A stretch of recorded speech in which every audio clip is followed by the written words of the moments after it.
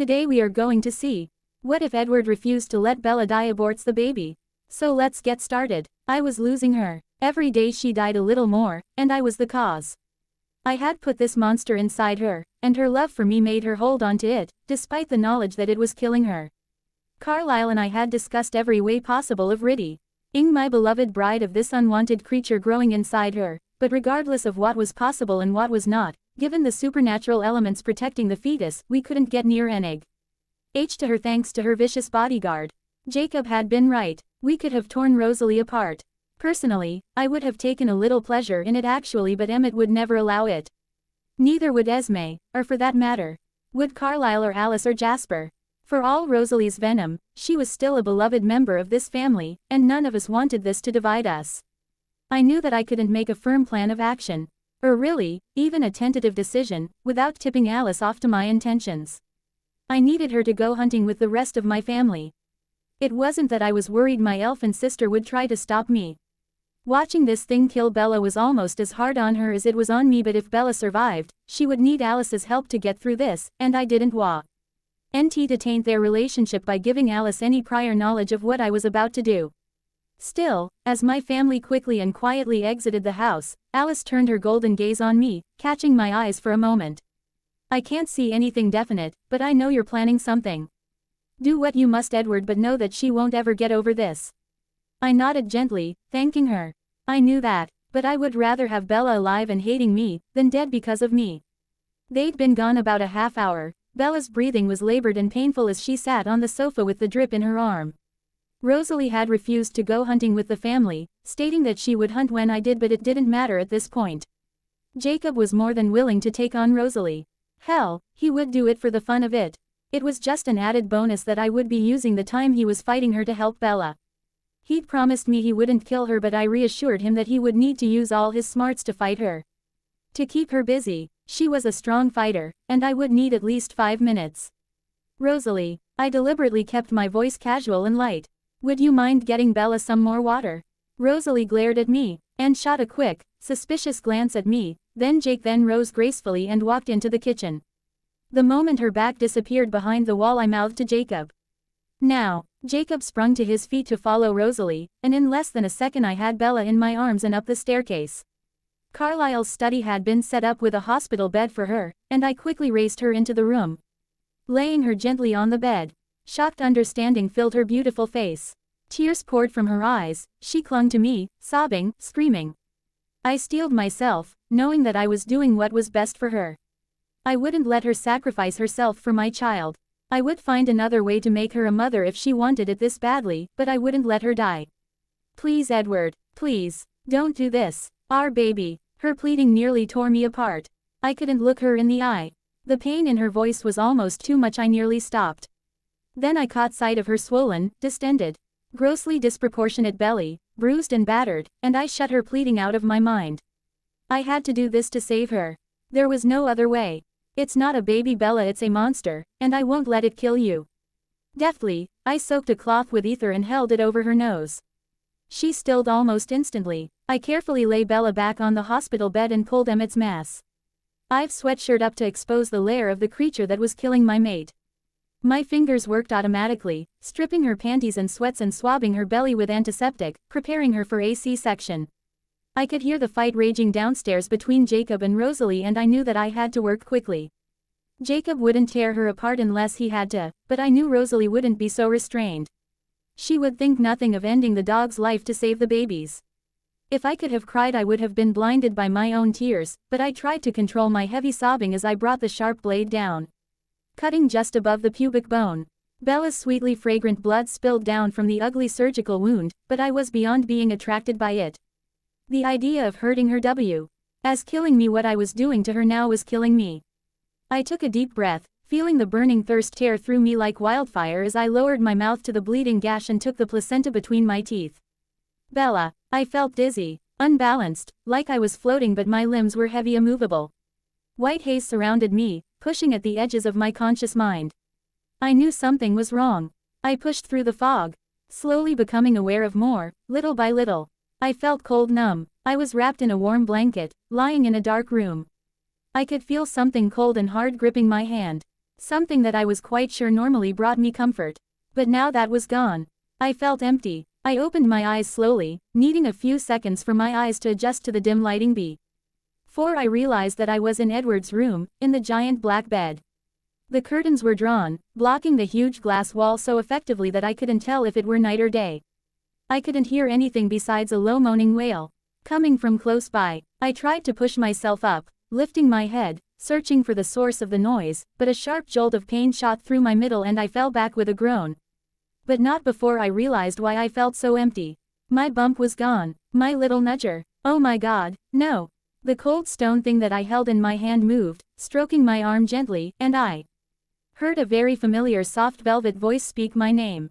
I turned my eyes to meet his and momentarily forgot my question, shocked at what I saw in his black eyes. He looked like he was in agony. His eyes tortured, pained like a dying man who had nothing left to lose. Then it all came back to me in a series of blurred flashes. It had happened so fast. Jacob tackling Rosalie, Edward scooping me from the room and racing up the stairs to Carlisle's study, determination in his eyes, his decision made. He wouldn't stand by and watch me die any longer. He had taken our baby from me. My heavy hand fluttered to my flat stomach. Edward's head dropped to the bed, silent sobs racking his whole body as he continued to hold my other hand. I heard a hollow sound echo through the large room, and instantly was reminded of a whale's call. Low and mournful, then I felt that sound escape my lips. It was me. I snatched my hand from his, my movements slow, sluggish from the drugs. I couldn't look at him and I didn't want to be touching him. I carefully eased my violated, empty body away from my betrayer and turned on my side. Reaching up, I pulled the pillow out from under my head and pushed it down under the covers. Holding it against my tummy with my knees, wrapping my arms around it like I used to do with my little nudger, when he was safe and protected inside me. Blinded by my tears, I shut my eyes against them and let my shuddering sobs rock me back to sleep. Edward, what have I done? I knelt on the floor, my elbows on the bed, facing my wife, who had turned her back on me. I hadn't moved in hours. I longed to touch her, to comfort her, but I knew that my touch would bring her no comfort right now, if ever again. In her restless, pained sleep I had attempted to soothe her with her lullaby. But almost instantly silent tears had began coursing down her face, I am sure in reaction to my voice, so I desisted. The rest of my family had returned home several hours ago, apparently Alice had already filled them in on the details, and Carlisle had immediately gone to his study to examine the body of the fetus. I know I am sick and masochistic, but I still wish I hadn't heard every thog in Carlisle's head during his autopsy of my daughter's tiny body. Carlisle himself had choked back his pain sobs when he'd found her heart fully formed, but not yet old enough or strong enough to beat for itself without the aid of her mother, whom I had torn her from. She was part human and I had killed her. I had been battling with the decision to end my life since then, but that was the coward's way out now.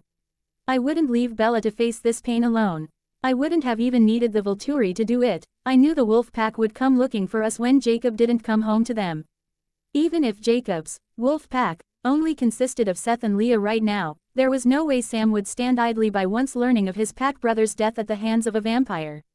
I had ruined everything. Bella was destroyed, heartbroken and grief-stricken over the loss of our child, who had died at my hand. Jacob was dead, which meant that our century-old pact with the werewolves was broken, and now my whole family was in danger. And at best would have to relocate to somewhere far, far away from Forks, and begin everything, all over again. And it was all my fault.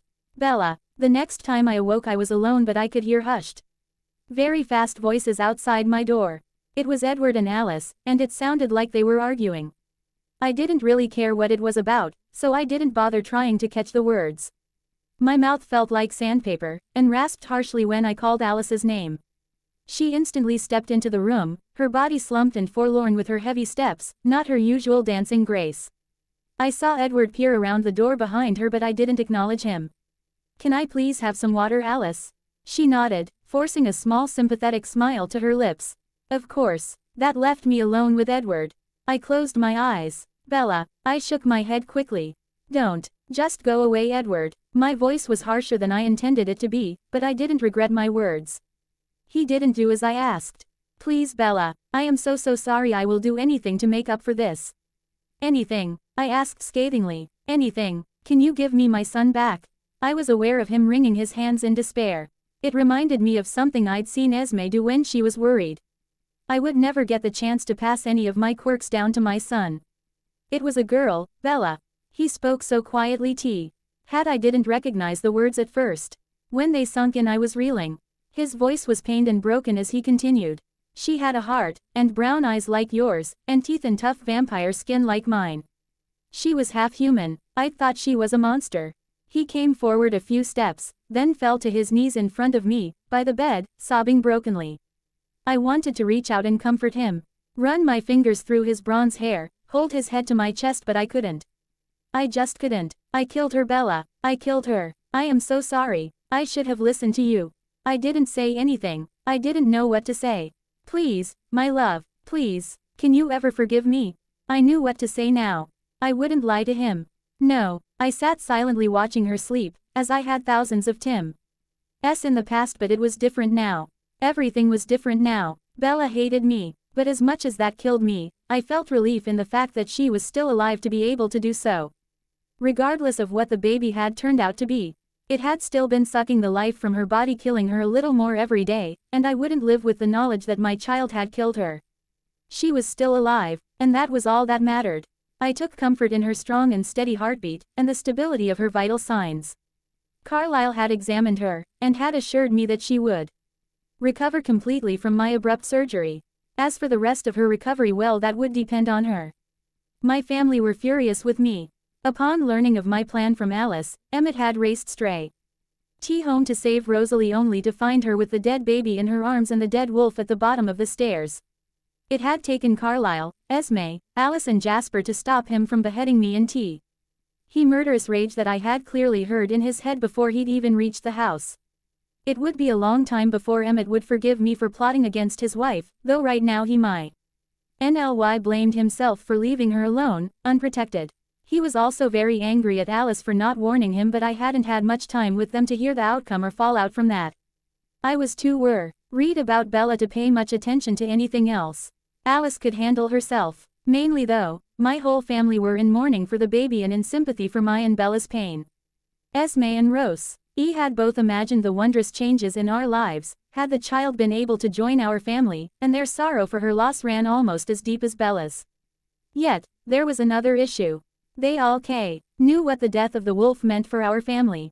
We were no longer safe, or welcome, in Forks. Jasper wanted us to leave immediately, but Alice had given us another day until the wolves would war. Why enough to come to the house looking for their brother. It was Seth and Leah that would come, and I would have to give them the news.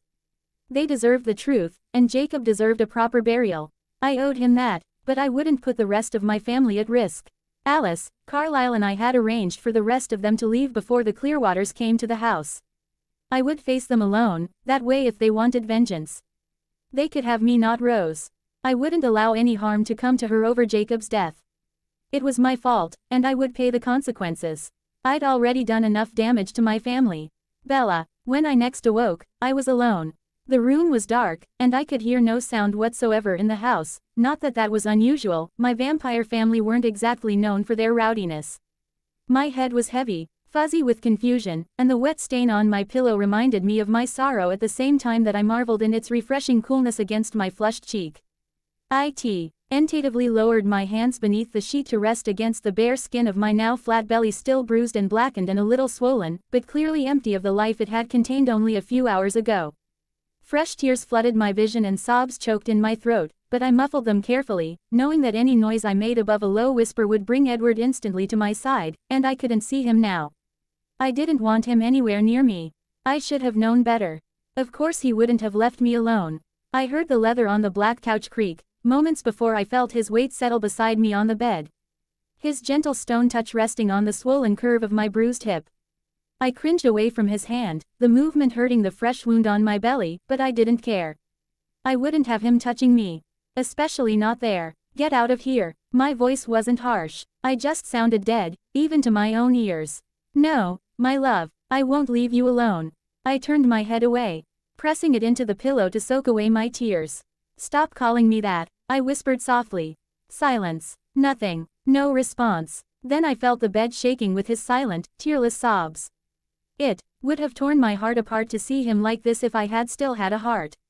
But it had gone with my baby. Edward had removed it. I stared at him blankly, watching him break down before me, and feeling nothing. I never thought I would see the day when I felt nothing for Edward. He reached for my hand, entwining his fingers through mine, raising them to rub lightly against his cheek whether tea. Attempt to comfort me or himself, I was unsure. I am so sorry, Bella. I didn't know what she was. If we'd had an incubator ready, she might have made it, but I couldn't even take her to the hospital, even after I'd realized my mistake. They wouldn't have known what she was. Bella, you have to understand. I couldn't just sit back and watch you die. I had to take her out of you. He trailed off, but I didn't care. He'd said enough. He wasn't sorry for violating me, just for killing her. He didn't care that he'd gone against my wishes.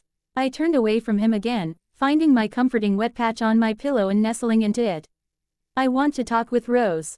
Silence. No, not just silence, tension. I waited for his answer.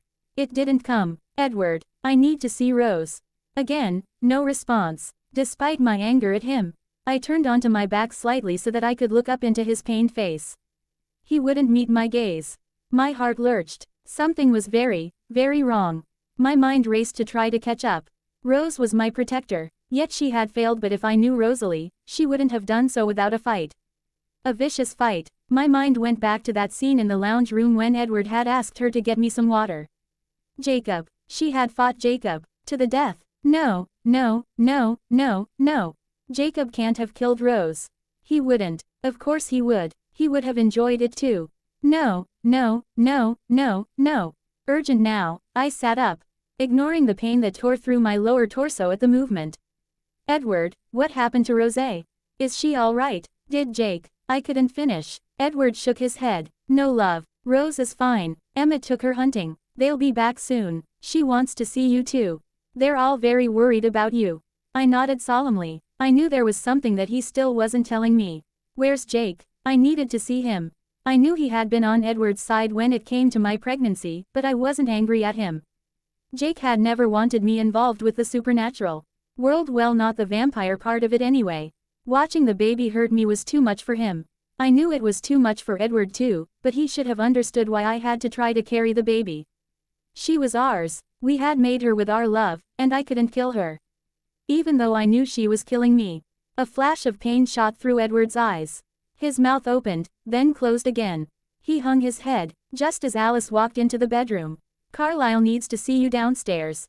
I'm not leaving her. I watched the silent battle of them warring in their heads. Finally Alice sighed, taking a seat next to me on the bed. Bella, there is something else. Something very bad. I know you've already been through so much, but you need to know. I nodded, bracing myself, but seriously, how bad could it be? I had already lost my child. And in all essence, my husband. What was left? We need to leave Forks. The wolves will be coming for us. I stared at her, trying to figure out what she was saying. We had already dealt with the wolf problem. Jacob had deserted them, for me, and now that the baby was no longer a threat, they had no reason to attack. They won't. Jake won't let them. Alice looked over at Edward. More silent warring. Love, he spoke finally, gently, but his voice sounded detached. Jake is dead. I stared at him. I shook my head. You're lying. Why? Why would you say such a thing? Then I saw Alice's face. She was crying. The only thing missing were the tears. With a sickening thud, it all fell into place in my mind.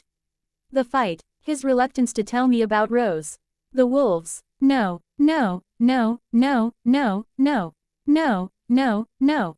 I flung myself at Edward, ignoring the physical pain it caused me pushing against him, determined to get him away from me, out of this room, out of my life. This was his fault, and I would make sure he knew it. But Edward wouldn't leave. I screamed. I swore. I cried. I punched his chest until my fists were bruised and sore, until my sobs racked my body and I collapsed. He didn't let me hit the floor, but caught me in his arms and held me to his chest, his sorrow mingling with my own as he laid us both down on the bed. I fought against his hold, not wanting his comfort, not deserving pity now that Jacob was dead, but he wouldn't let me go. He held me, pinned to his chest as I cried myself dry. I wanted to die. I no longer wanted an Abort. All eternity with Edward at my side. I couldn't live with the pain of the loss of my daughter and Jacob for the rest of time. I didn't even want to live with it for the rest of today. I no longer wanted to transform.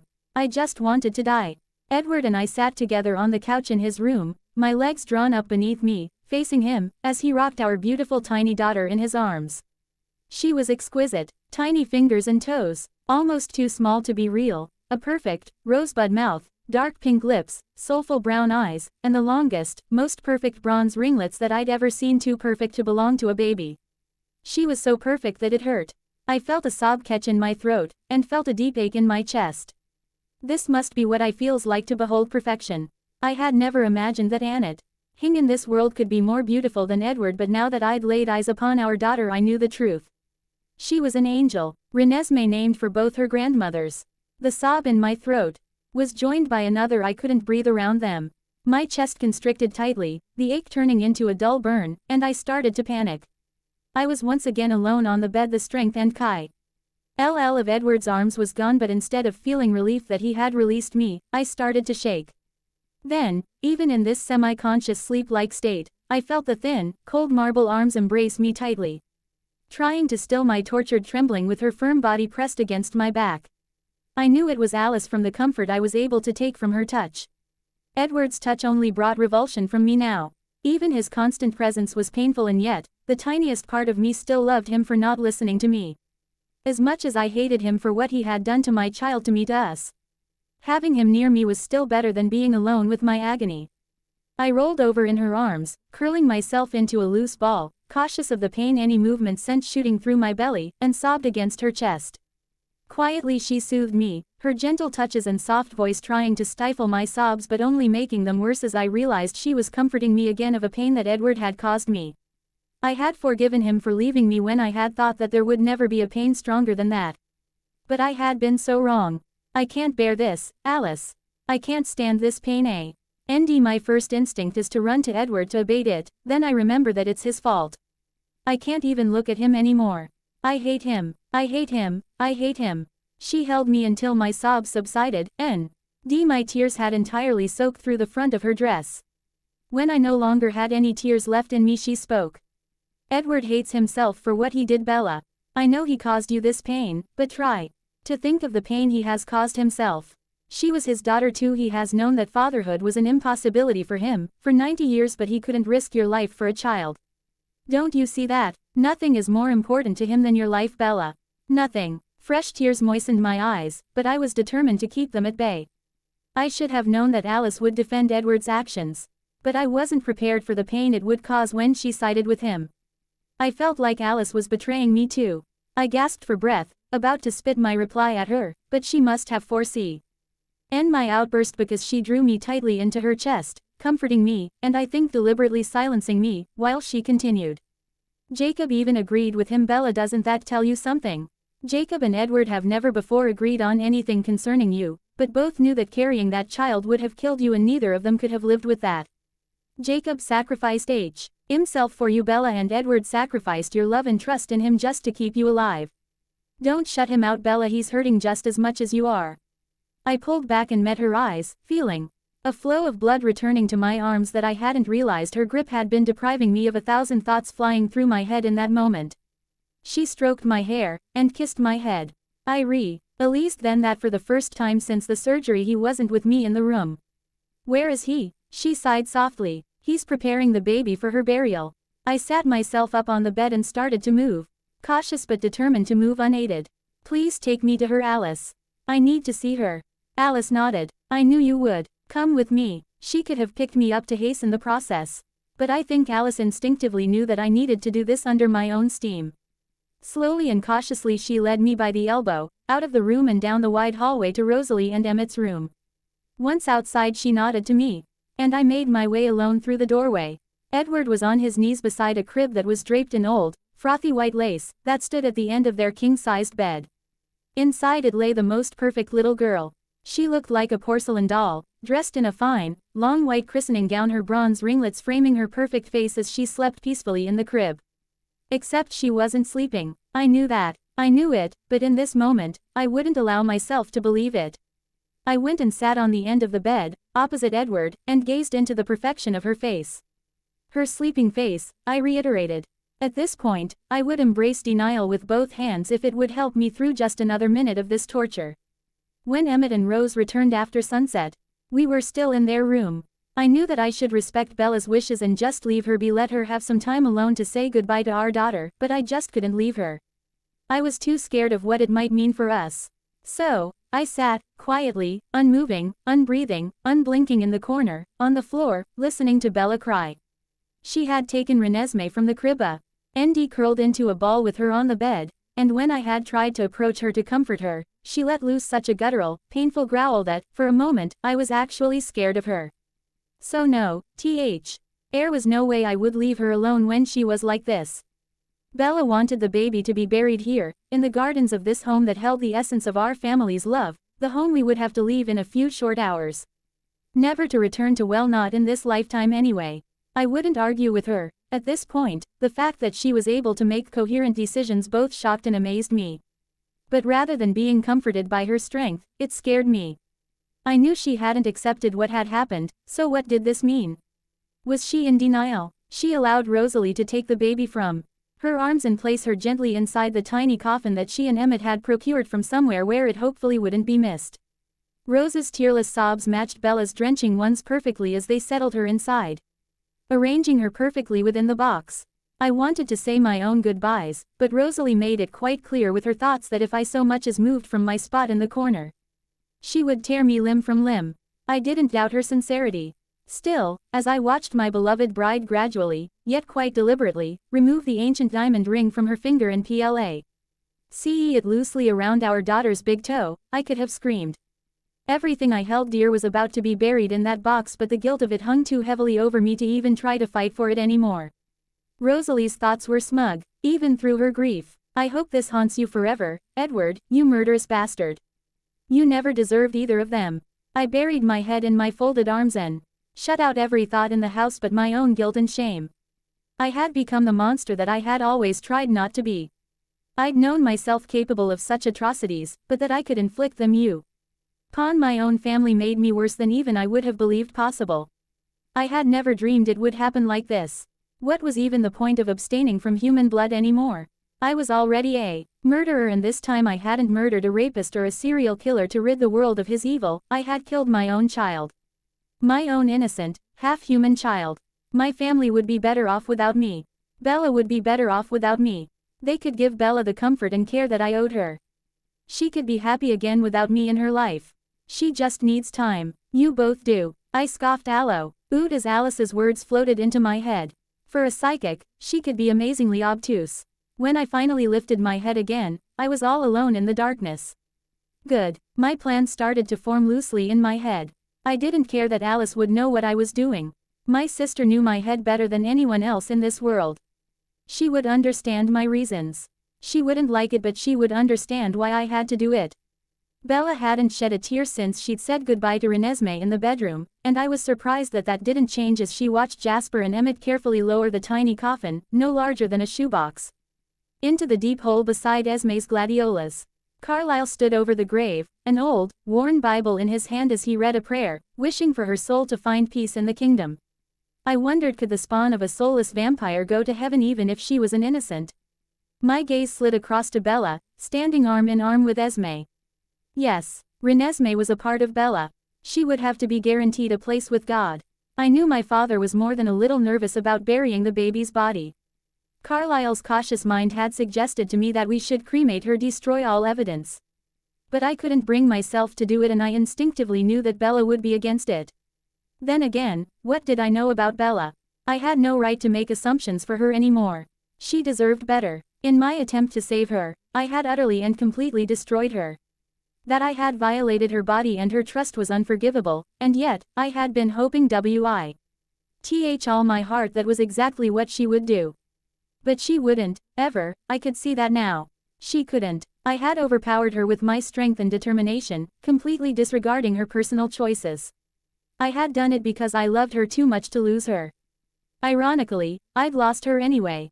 Emmett carried her back up to bed after the funeral, and for once, I didn't follow. I lingered in the sitting room with Carlyle and Alice, who was trying to see how my confrontation with the wolves would go, which was tricky, considering she couldn't actually see the wolves. She was instead trying to focus on how much longer we could safely stay in Forks, and finally gave us till midday tomorrow before she saw the body of the russet-colored wolf being removed from the house. It was time to move. From her breathing, I could tell she was awake, but she didn't acknowledge my presence as I entered the room and sat beside her on the bed, careful not to allow my body's weight to cause any movement to the mattress that might cause her pain. I ached to touch her, to hold her, to kiss her, to comfort her with my body and mind and heart. To tell her how sorry I was about the loss of our daughter. To wipe away her tears. And to make solemn promises that I would make everything all right again.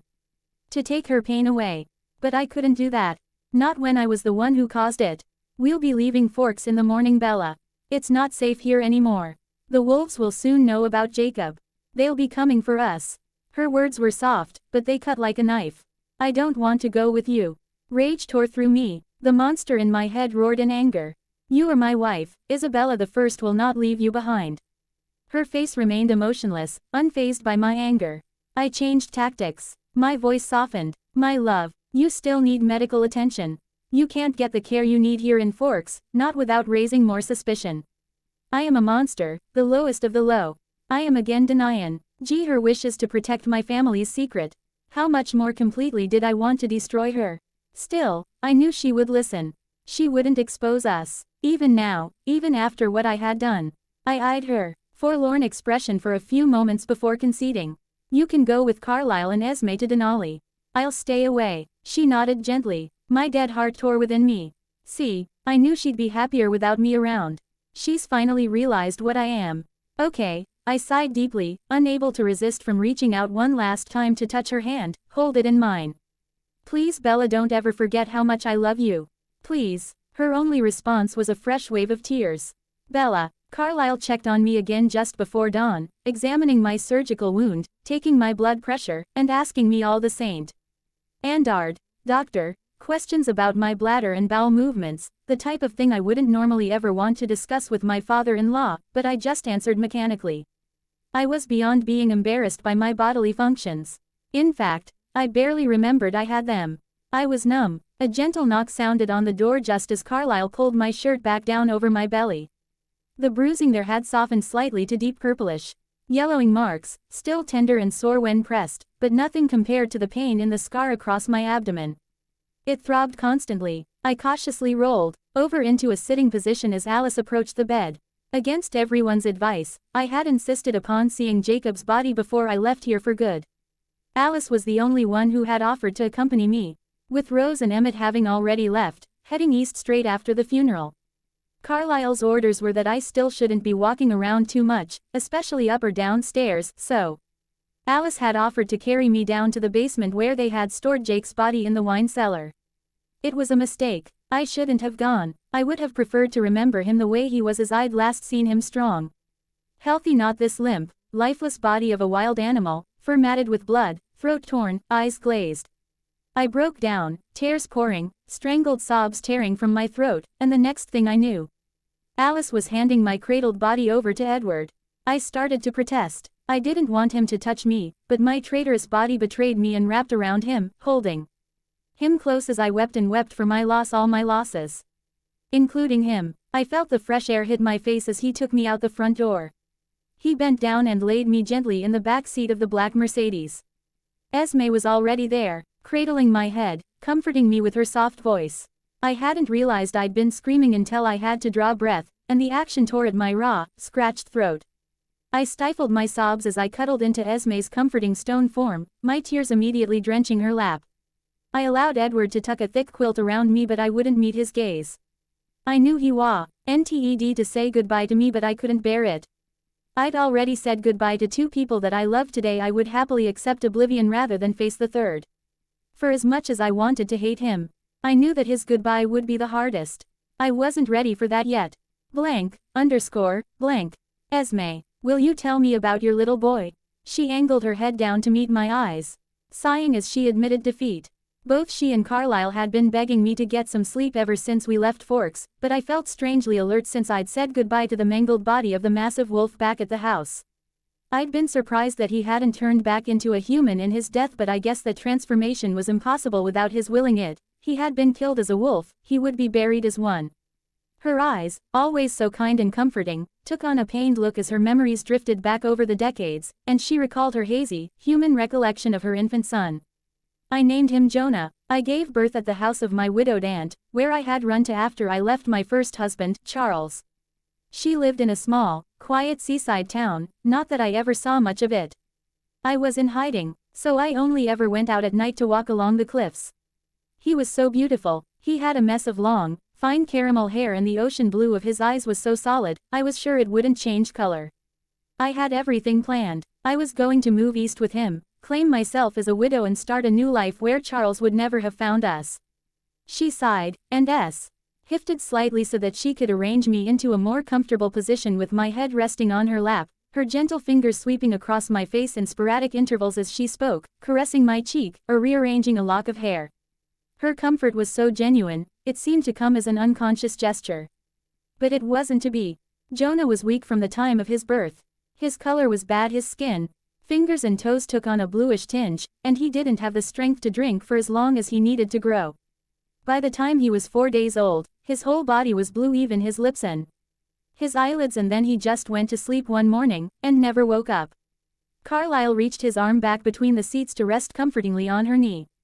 She reached over me and placed her hand on top of his, drawing strength from him as she continued. Carlyle tells me that he must have had a heart defect, to have been turning blue. I've always wondered if he would have had it if I hadn't stayed with Charles throughout most of my pregnancy. I know that what Charles put us through during the pregnancy can't have been good for Jonah. Maybe if I'd left him early enough, Jonah would have been fine. Charles's treatment of me could have affected his heart. Esme. She squeezed his hand again, choking back a sob. I know, love, it could have been genetic. But we'll never know for sure, will we?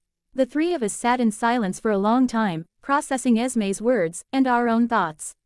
I wasn't at all surprised when Esme broke the silence. There are both good and bad people in this world, Bella, she spoke gently, again stroking my forehead with her tender marble hands. Charles Evanson was an evil man, Bella. I won't speak of what he did, except to say that he taught me about the type of person that I never want to be and the type of person that I have raised my children to never be. I know my family isn't perfect, Bella, but I swear to you, there isn't an evil soul among them. Everything they've done for the right reasons, with the best of intentions. I know, I whispered softly. Her voice lowered to a whisper. Losing your trust is worse than death for him, Bella. I nodded again. I know, but that's not my fault. Carlyle finally broke the silence he'd held regarding Edward's actions. I had wondered how long it would take. No, it's not, but it's not entirely his either, Bella. He acted solely to save your life. I would have done the same thing. I nodded, biting my lip. I knew that, but it didn't make it any less painful or his betrayal any less real. Neither of you will ever get over this, but it might help if you could go through this together. I shook my head as fresh tears coursed from my eyes. I can't, Esme. I can't even look at him anymore. She gently stroked my hair back from my forehead. Do you still love him? I shook my head weakly, part of me wanting to scream, no, to tell his parents that I hated him for murdering our child. But I couldn't force the words from my lips, knowing that they weren't entirely true no matter how much I wished they were. I don't know. I don't know anything anymore. Edward. Bella's fragile body shook in my arms. She was broken, miserable and suffering, all because of me. With each step I took closer to the car I wished with all my heart that I possessed some of my father's faith, because maybe with that I could convince myself that she would recover from this. But I didn't believe that. I didn't believe Bella would ever be able to put her heartache, or my betrayal behind her. And I couldn't pray for her. Because that would be a lie.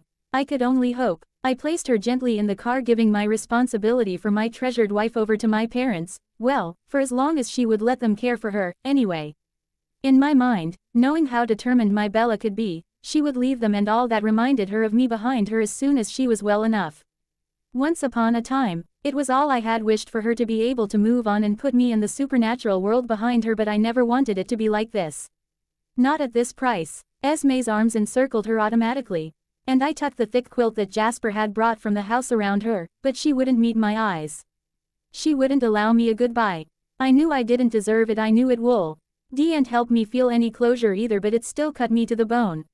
With an agonizing sigh, I kissed my mother, hugged my father, then stood back to watch the black Mercedes speed down the drive and disappear around the bend, taking with it my heart and soul. Once it was out of sight, I listened intently for the sound of the engine, the automatic gear changes, the crunch of the tires on the loose gravel, anything just to keep her within range. But all too soon, even that was gone. Bella was gone. My body slumped down on the bottom step. Shame and self-hatred engulfed me like wildfire. I am a demon. I am a monster. I deserve to burn in hellfire for eternity. Well, maybe I'd get lucky. My imminent confrontation with the wolves could very well end with me being sent there. I heard Alice's concerned thoughts as she approached me, then I felt her small arms wrap around me, hugging me close as she rested her head against my back. Dearest Alice. She always had been my favorite sister. Will she recover, Alice? With her head still against my back, Alice answered me without a word, replaying a vision of Bella smiling, happy holding a small baby. A human baby. A wave of relief and an equally intense wave of disappointment hit me simultaneously. She would be happy again. That was wonderful. It was more than I had dared to hope for. But the image of the human baby felt like the final nail in my coffin. She would move on, find someone else who could love her, and give her everything she deserved in life. A human mate, a new husband. I fought back my rage, knowing I had no one to blame but myself. I'm sorry, Edward. I shook my head, refusing her sympathy, suddenly desperate to change the subject. So where will you two go? I choked on the words, trying to fill the uncomfort. Able silence of needing to say goodbye to my sister and brother, but not wanting to let go of the last link to my family that I had left. We will be heading down to Houston to meet up with Peter and Charlotte, but we're not leaving till tomorrow. I nodded faintly in agreement, but then my mind registered her words, and I spun on the step to face her. Tomorrow? No, you need to go today. The wolves are coming today. Alice nodded at me like I was a simpleton. Yes, Edward, we know that, which is why we are leaving tomorrow. Jasper came to join us, sitting behind Alice, encompassing her with his legs, pulling her back to lean against him. You didn't really think we were going to let you face the wolves alone, did you? I scowled. Why not? I deserve to have them tear me apart. I don't want you here when that happens. Alice sighed. I can't see how this will play out, Edward. I can't even see any of us having a future after today, but that's nothing new when the wolves are involved. I know. Of course I knew I was actually counting on it. How do you want to handle this, Edward? I looked back at him, meeting his very seriously concerned gaze. I couldn't tell them my plan. They wouldn't allow me to go through with it if they knew. I don't know yet. Just follow my lead. I looked from one to the other. Please, I just need some time alone, to think. They nodded in unison. Alice rose first and dragged Jasper to his feet, leading him into the house, effectively ending the conversation. Thank you, I murmured quietly to their retreating backs. I'm not sure how long I sat there, alone in my head for once. With my head in my hands and my thoughts with my beloved, I actually smelled the wolves approach before I heard them, something that didn't happen often. I glanced up, across the yard, to where I could see the wolves just breaking through the trees, approaching at a walk. The whole pack was coming. They knew something was wrong. I could hear it in their mind. They stopped about 20 yards out from the house, forming a loose semicircle, then 3 separated from the pack and walked forward. Sam, Paul, Embry. Sam's thoughts were concerned and unfriendly. I recognized Seth in the pack, anxious and confused. I longed to reassure my young friend, but I knew that was impossible. They had come seeking the truth, and I would give it to them. Mostly, I wouldn't give them Rose. It was Sam who spoke first.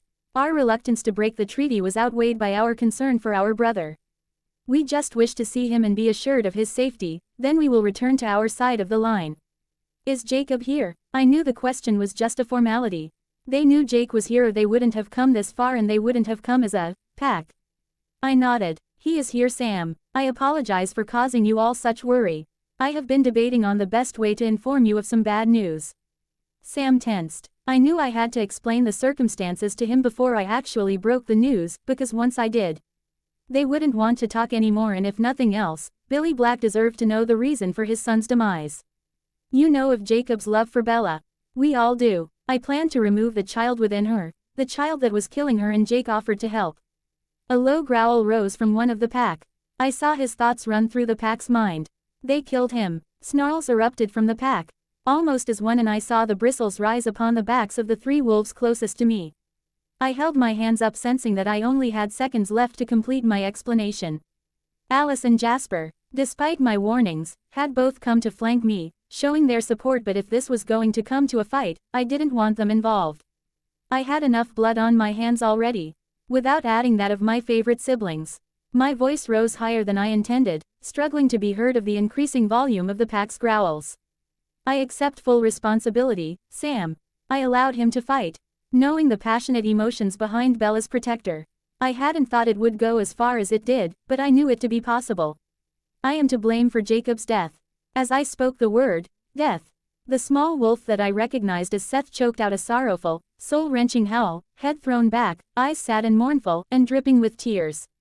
Actually, as I looked around the pack, I noticed more tears' intense sadness. They had feared this outcome, but still hoped for a miracle. I could sympathize. Who? Sam snarled the word at me. I knew his meaning, but I would not give him my sister's name. The blame rested with me. It was my fault, Sam. I let him sacrifice himself to save Bella. Tell USWHO. Was his instant, vicious reply. I stood unfazed. Me. If you want vengeance, you can have me. I won't resist. Edward, no. Alice's disbelief shone through her thoughts, but all I could do was reach back to gently squeeze her hand. Sam nodded, resigned. Go get Jacob. Jasper broke his silence. I'll go get the wolf's body. I shook my head in response to Jasper. I'll get him. I turned and walked silently back into the house, leaving Alice and Jasper incredulous behind me on the stairs. I sped down to the cellar and scooped Jake's matted bloody body gently up into my arms. Despite my grief and despair, I couldn't help noticing the stench that still clung to him. I laughed in spite of myself, taking a second to playfully ruffle the fur on his head. You still stink, dog. I heard noise on the stairs. I should have known that they wouldn't make this easy. Edward, we can't let you do this. Quote, I turned towards the foot of the stairs and looked down at my tiny sister, then slid my gaze across to her husband who looked just as forlorn and confused by this sudden turn of events as she did. They didn't realize that I had planned this.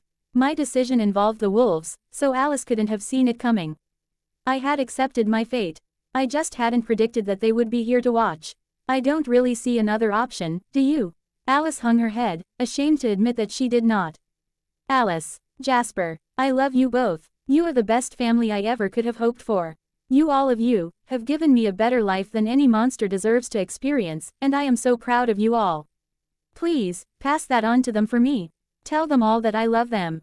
All of them, even Rose. I laughed bitterly, trying to joke but they didn't join in.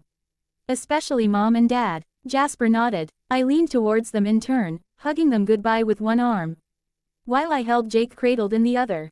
One more thing, please look out for her for me. I want her to be safe. I want her to be happy. I know you'll help that happen, both of you. Alice threw herself against my chest, burying her head into the crook of my arm. I kissed the top of her head. Stay down here, please. I don't want you to see this. Alice started sobbing, but Jasper easily tore her from my arms, pulling her to his chest. I didn't waste a second. I raced up the stairs and out the front door. The wolves had moved. The whole pack now stood in a circle at the foot of the stairs.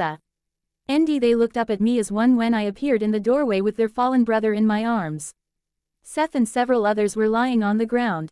Slowly, solemnly, I walked down the stairs and entered the circle, placing Jake's body gently down on the ground in the center of it. I turned to Sam. My deepest sympathies and regrets to you all. Please, please tell his father that he died nobly protecting something that he loved. He saved her life. He should be honored for that. Sam nodded. His thoughts, the pack's thoughts, ran as easily through my head as if they were speaking aloud, and T was as such that they asked me their next question. You will not give us the name of the leech that killed our brother? I shook my head. No, I cannot. I told you, I am responsible. Sam shook his head too. That isn't good enough. We want the bloodsucker responsible for ending his life, or we will wage an all-out war on your entire family, and any other bloodsuckers who come between us and our rightful vengeance. I felt my spine stiffen at his words. Do you want a war, leech? I growled. No. I heard another thought then, not Sam's, but I couldn't distinguish its owner from the plural of the pack's mind. Their lead is life, in exchange for our rightful leaders. Thought Sam. Interesting idea. Yes, I'll accept that. A leader for a leader. We'll take your leader, in exchange for you killing Ephraim's heir, the doctor's life for Jake's. I growled viciously in response. No. I heard Alice and Jasper coming up the basement stairs fast, then they were behind me. What is it? She asked softly, so that only I could hear. My voice was pained and angry as I replied.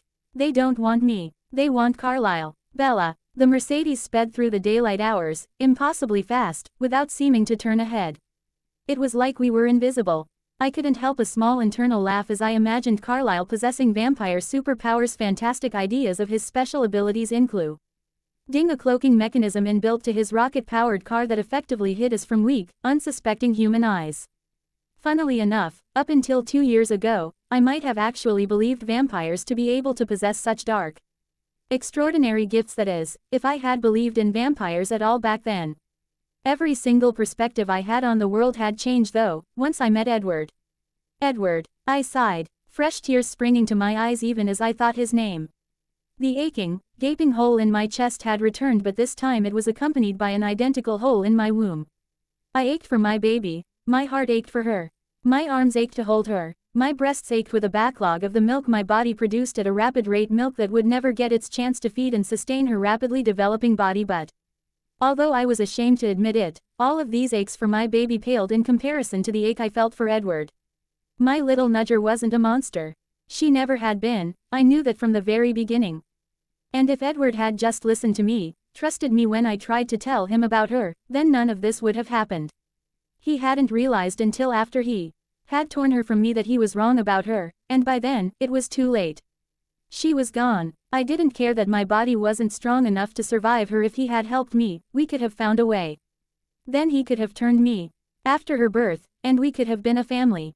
I could have given him a child. No, not could have, did. I gave him Renesmee, and he killed her. Maybe he was a monster after all. I chided myself internally. No, I didn't really believe that at all. Even after everything, I didn't believe Edward was a monster. Esme stayed in the backseat with me for the entire journey.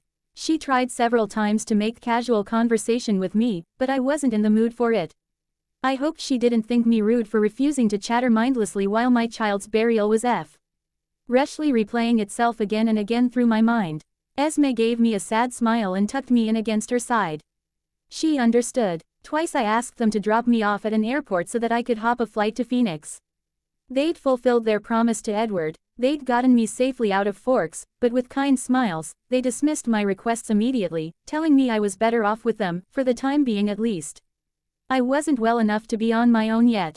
We made several stops along the way to allow for my human needs to be met, but neither Carlyle nor Esme complained about the inconvenience or my slow pace. At the border, Carlyle wordlessly handed over 3 passports, and we were on our way again within moments. The next border crossing wasn't as uneventful. The cranky, heavy-set woman was all ready to insist on running a complete background check on Carlyle until he stepped out of the car to speak to her face to face. I couldn't hear what he said, but Esme's amused smirk informed me that he had most likely turned the Cullen dazzle on her, and a few minutes later we were speeding away from the checkpoint with fresh stamps in our passports and pleasant wishes to enjoy our stay. I sat quietly, eyeing the 3rd ever stamp in my passport. It was of a bear, standing on its hind legs over the letters Alkin. The bear reminded me of Emmett, and I hoped that he and Rose would find happiness together in New York, despite being separated from their family. The passport itself reminded me of Edward. All 3 of the reasons for its use had revolved around him. He most recent being our honeymoon dated only 6 weeks ago.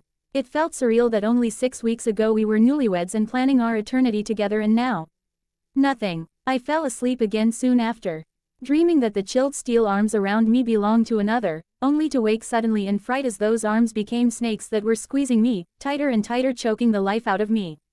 I woke trembling, silent tears streaming down my face, but I couldn't allow Esme to comfort me the way she wanted to, her arms felt too similar to his. Instead I sat up in the seat, positioning myself as far away from her as I could, gazing out of the dark-tinted window at the darker night sky.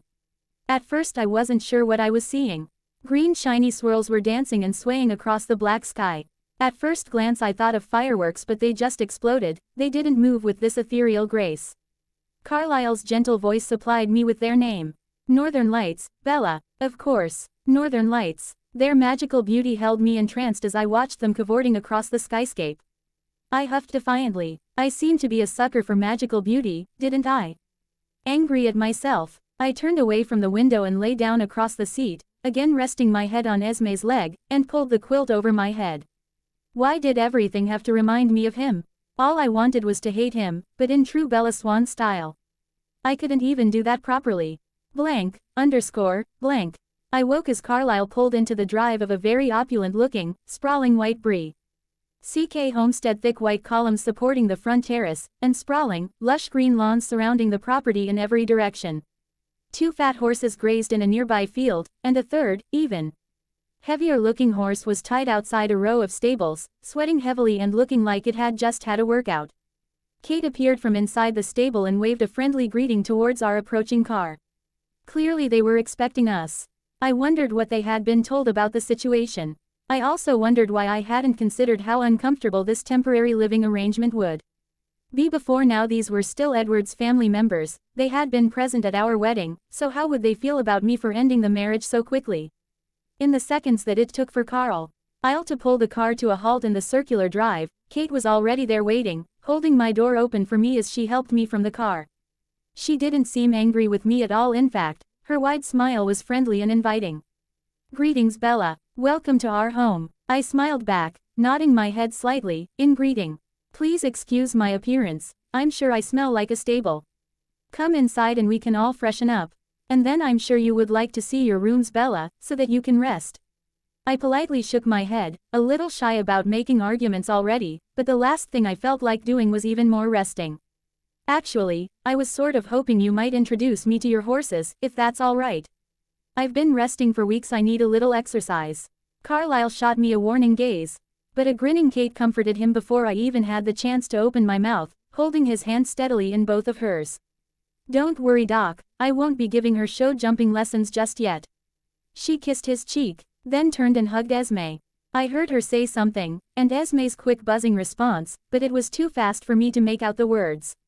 We walked slowly, in a slightly awkward silence, over to where the heavy-set black horse stood, still tied to the stable door.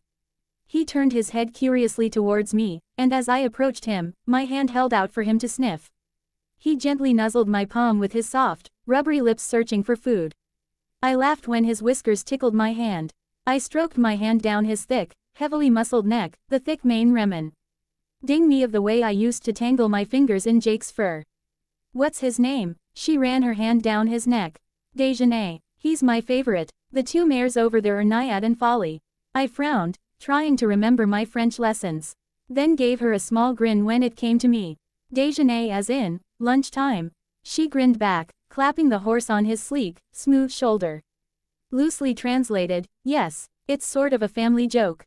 Carmen and Eliezer always joke that they need not go hunting, when I have several adequate meals standing out there in the field. I laughed at that, always Amos. Ed, when my family made such blasé jokes about their diet.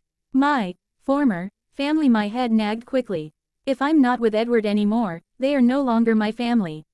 I tried to shake those thoughts off, but the lingering doubt remained. If I wasn't with Edward anymore, did that mean I would have to give up the rest of the Cullens too? Regardless of what happened between Edward and me, I couldn't imagine my life without them. They were as much a part of me now as he was or had been. I didn't want to think about it. Sensing my distraction, Kate finished tending to her horse and led him quickly into the stable, locking him in for the night, then turned and led me quietly up to the house to show me to my room. The inside of the house was like nothing I had ever seen before in my life. Colors, vibrant and bright, shone from every wall, every window, even from the ceiling. Where the Cullens preferred light solid colors, Kate's family were entirely the opposite. There were African sculptures, Oriental weavings and artworks from practically every country and region that I had ever heard of, and quite possibly a few that I hadn't. A life-size timber carving of a Sumatran tiger greeted us as we rounded a corner into what had to be the largest games room in existence. In pride of place at the eastern side of the room was a massive marble snooker table. Along the western wall was a bank of computers that would make even Bill Gates jealous, and as I turned to follow Kate through the room to another hall, I couldn't help but notice the largest bookcase I'd ever seen in my life, every shelf stacked high with what had to have been every single board game that had ever been invented. I was flabbergasted at the opulence of it all, and this was just one room. Kate noticed my reaction and smiled kindly, waiting for me to adjust before she led me to my room, then left me to go and clean herself up. She'd told me that Tanya had spent most of the day in the kitchen, preparing me a meal to El Comita Denali. For the first time after all, it wasn't every day that they got human guests. They were all a little excited. I sighed, closing my door softly behind her retreating back. Of course. I was glad they were all treating me so well. They were obviously trying to make me feel welcome, but they were treating this like I had just come here to have a fun vacation, not like I was recovering from losing my daughter. Best friend and husband all in one go. I felt like I'd actually been ripped out of reality, and thrown into this bizarre world where I was just a performer in a play duty. Fully saying my lines and going along with things until the curtain fell and I could excuse myself, and return to my normal life. The part that really hurt me was that normal life consisted of me and Edward, together, in love. And living in Forks. None of that was even possible anymore. I went through the motions, and got myself freshened up so that I could attend this welcoming dinner that our hosts were putting on for me. I had considered about a dozen different excuses for skipping it, but in the end I decided that it would be better for all of them to see that I was actually coping with a LL of this. The sooner Carlisle decided that I was better, the sooner he would let me leave. I loved them all, but since the death of my child, I wanted nothing more than to just be alone with my thoughts, my anger, and my grief. Edward. I was torn. I didn't want to fight them. I wouldn't kill them, but I wouldn't allow the wolves to destroy my family either. I had offered myself in penance, they declined.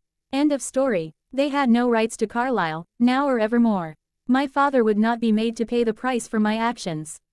No matter what they did, I would not give them his location. I would rather that they killed me. Again, I turned and growled at Alice, begging her to leave me to my fate, to let the wolves end me. But she would not. I could hear Jasper, telling me to wait it out. He was working on calming them down. But that would only be a temporary solution. No, they may as well just kill me and be done with it. I growled again, this time in pain. My empty left sleeve flapped lightly in the afternoon breeze. My shoulder screaming in protest, as I watched my arm flopping uselessly on the ground by the large, black wolf. Part of me ached to have it back while another part of me just wished they would start the fire and get this over and done with already. I watched as a gray wolf tensed, preparing to lunge at me, and I closed my eyes waiting for that inevitable death blow. It didn't come. Enough, stop it. Now this won't bring him back. I glanced around until I met the eyes of the young wolf that had spoken, then bowed my head in shame at the pain I saw in Seth's eyes. I felt a mental shudder go through them, and all of a sudden a gloomy calm permeated the whole pack, but it didn't feel like Jasper's kind of calm.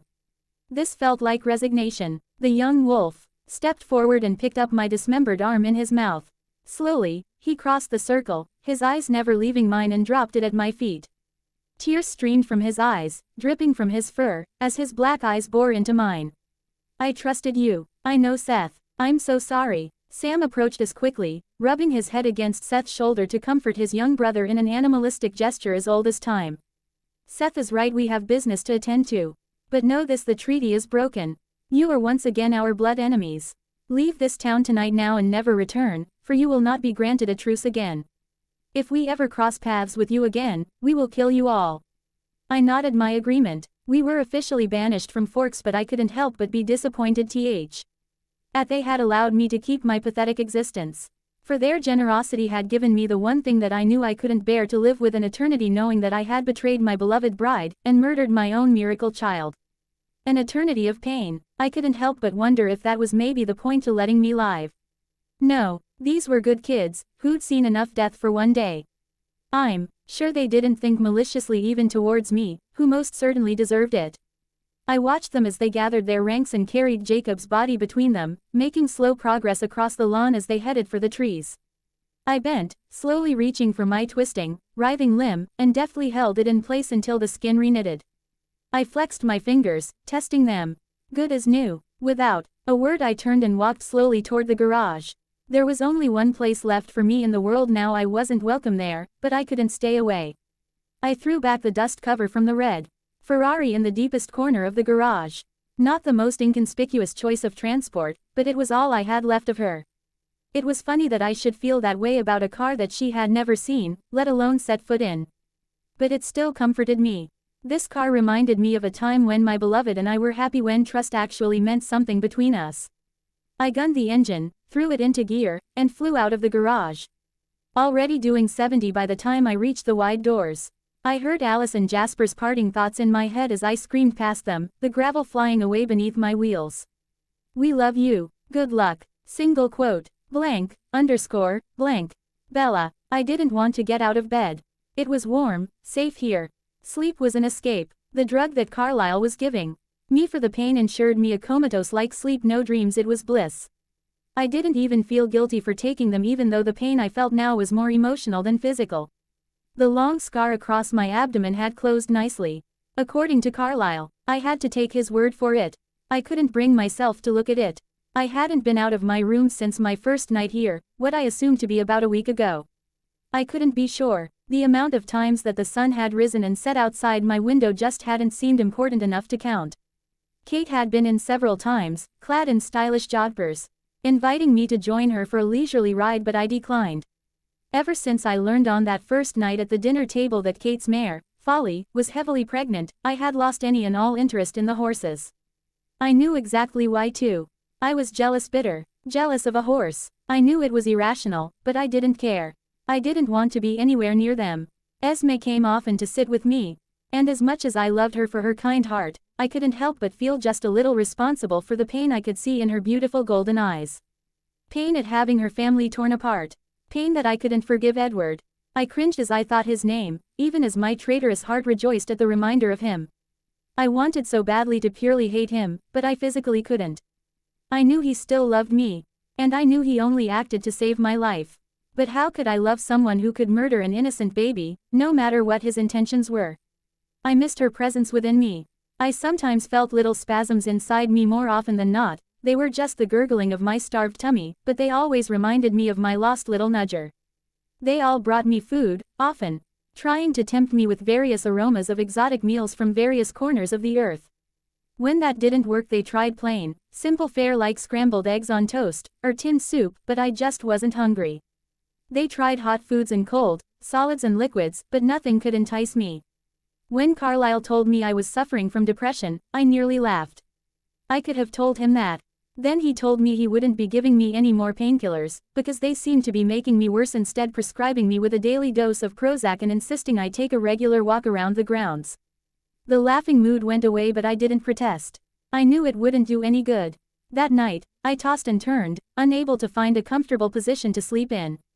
I'd gotten so used to being knocked out by the pain medicine that without it, sleep was eluding me.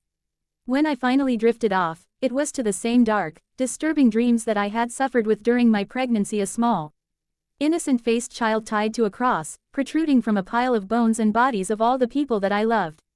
I shivered in fear, tears pouring down my face, unable to stand another moment of this nightmare world. When all of a sudden it stopped. Strong, bright ribbons wound themselves around me and the sweet, smiling child in my arms, protecting us, cradling us both.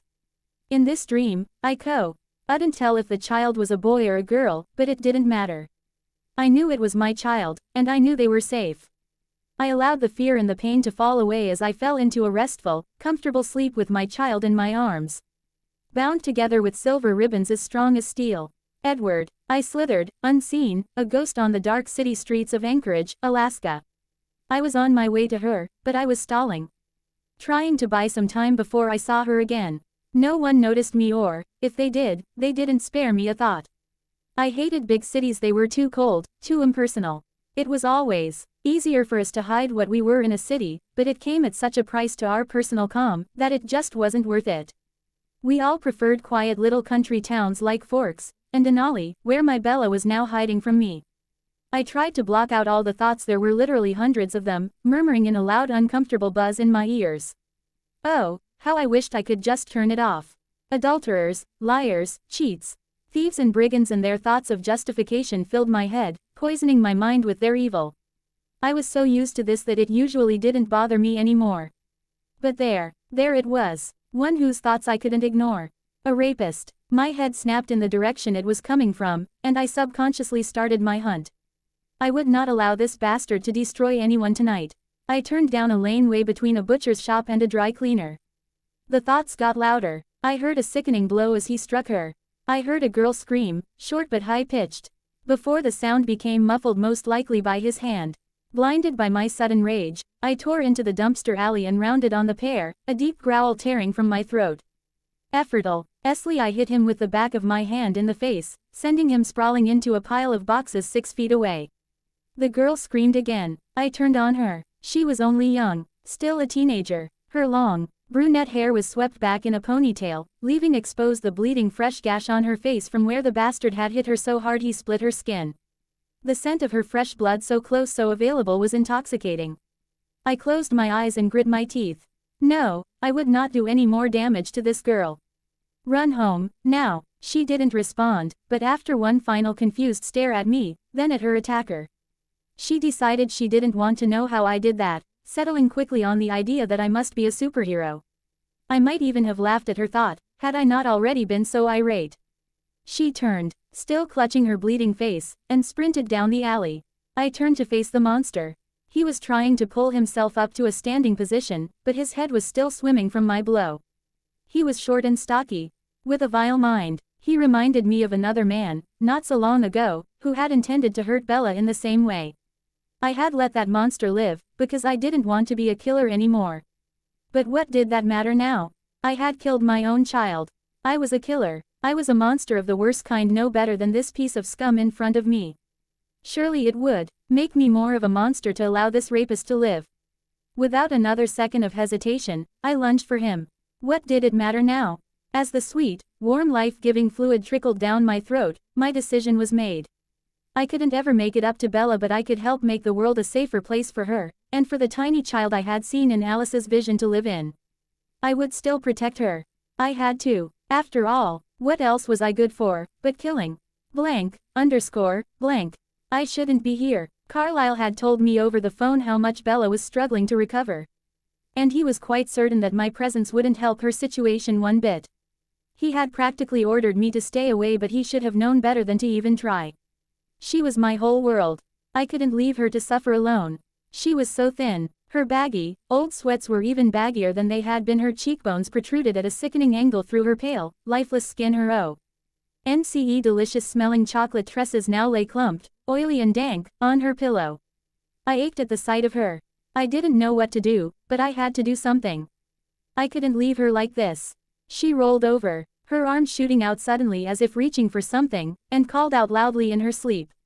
No. Before I realized that I'd moved, I was crouching alongside her bed, my hand tingling instantly in reaction to her warm, bare skin as I touched her arm.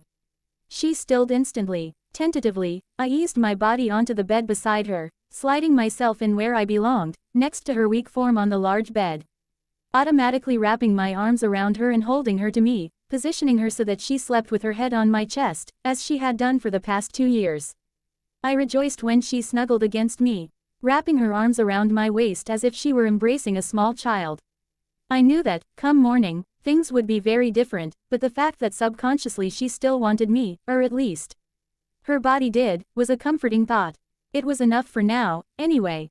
Bella. It was late morning when I finally awoke from the most restful sleep I'd had in weeks.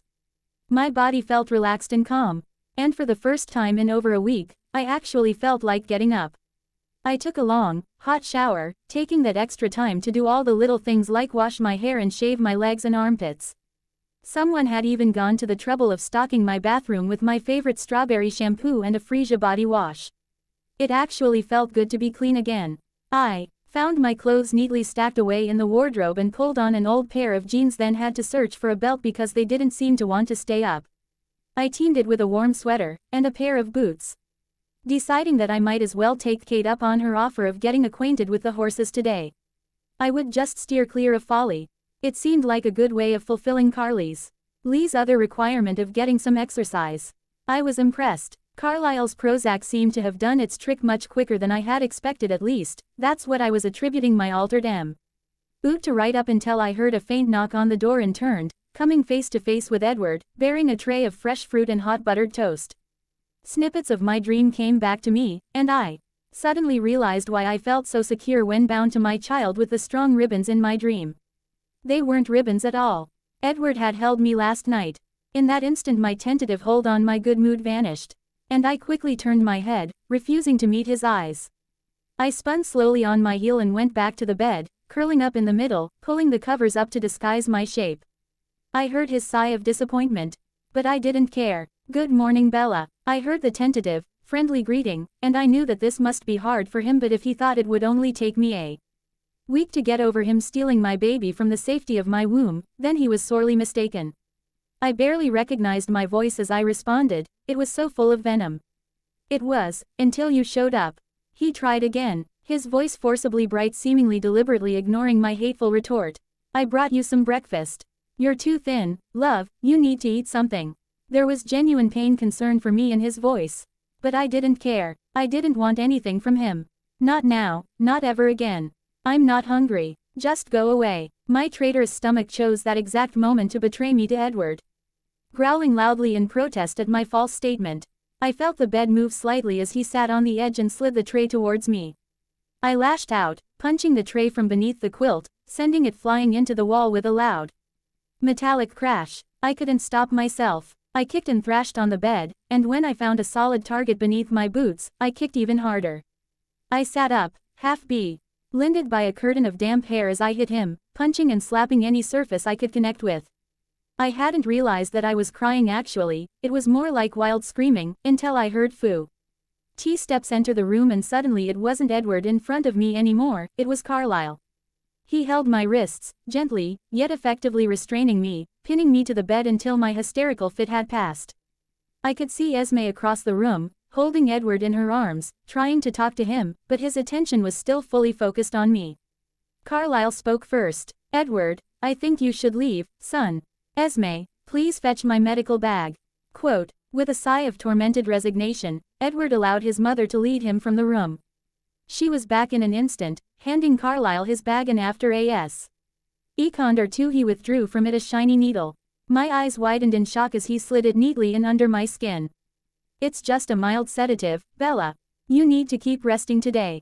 I nodded obediently, already starting to feel drowsy. Please Carlyle, please just keep him away from me. I can't. I didn't get to finish my sentence. Everything went black, but the sympathetic look in Carlyle's gentle, golden eyes told me he understood. Edward, once clear of her room, I ran. I didn't pause to answer Carmen and Tanya's concerned thoughts as I passed them in the games room. I didn't care that it was a sunny day, and that my skin shone like a beacon, as I tore across the field and burst into the forest. I didn't have a destination in mind, but my mindless flight seemed to lead me directly south. Across the mountain ranges and towards the city of Anchorage. I roamed the city streets in a daze, keeping to the late afternoon shadows as I impatiently waited for nightfall when I could truly start my hunt. Several candidates worthy of destruction stood out from the crowd, but there was one in particular whose thoughts haunted me all afternoon, inescapable, and I followed him carefully as he inadvertently led me to his hostage. I watched as he ducked under a broken, boarded-up door in the side of a condemned house on a back lot over the river. I could hear more voices inside the house. It seemed he had an accomplice, whose job it was to stand guard over their victim. Mick, where the hell you been all day, man? Their voices continued, low and muffled, but I didn't bother trying to hear them. I focused on the breathing of the woman tied to a chair. I could hear her whimpering softly to herself as the men spoke. She was thinking she was going to die. She knew her husband didn't have the money for her release. She wasn't who Mick had thought she was when he'd leapt into her idling car at the traffic lights 2 nights ago. He'd mistaken her for the wife of a wealthy politician. They were hired thugs. That much was clear from their conversation.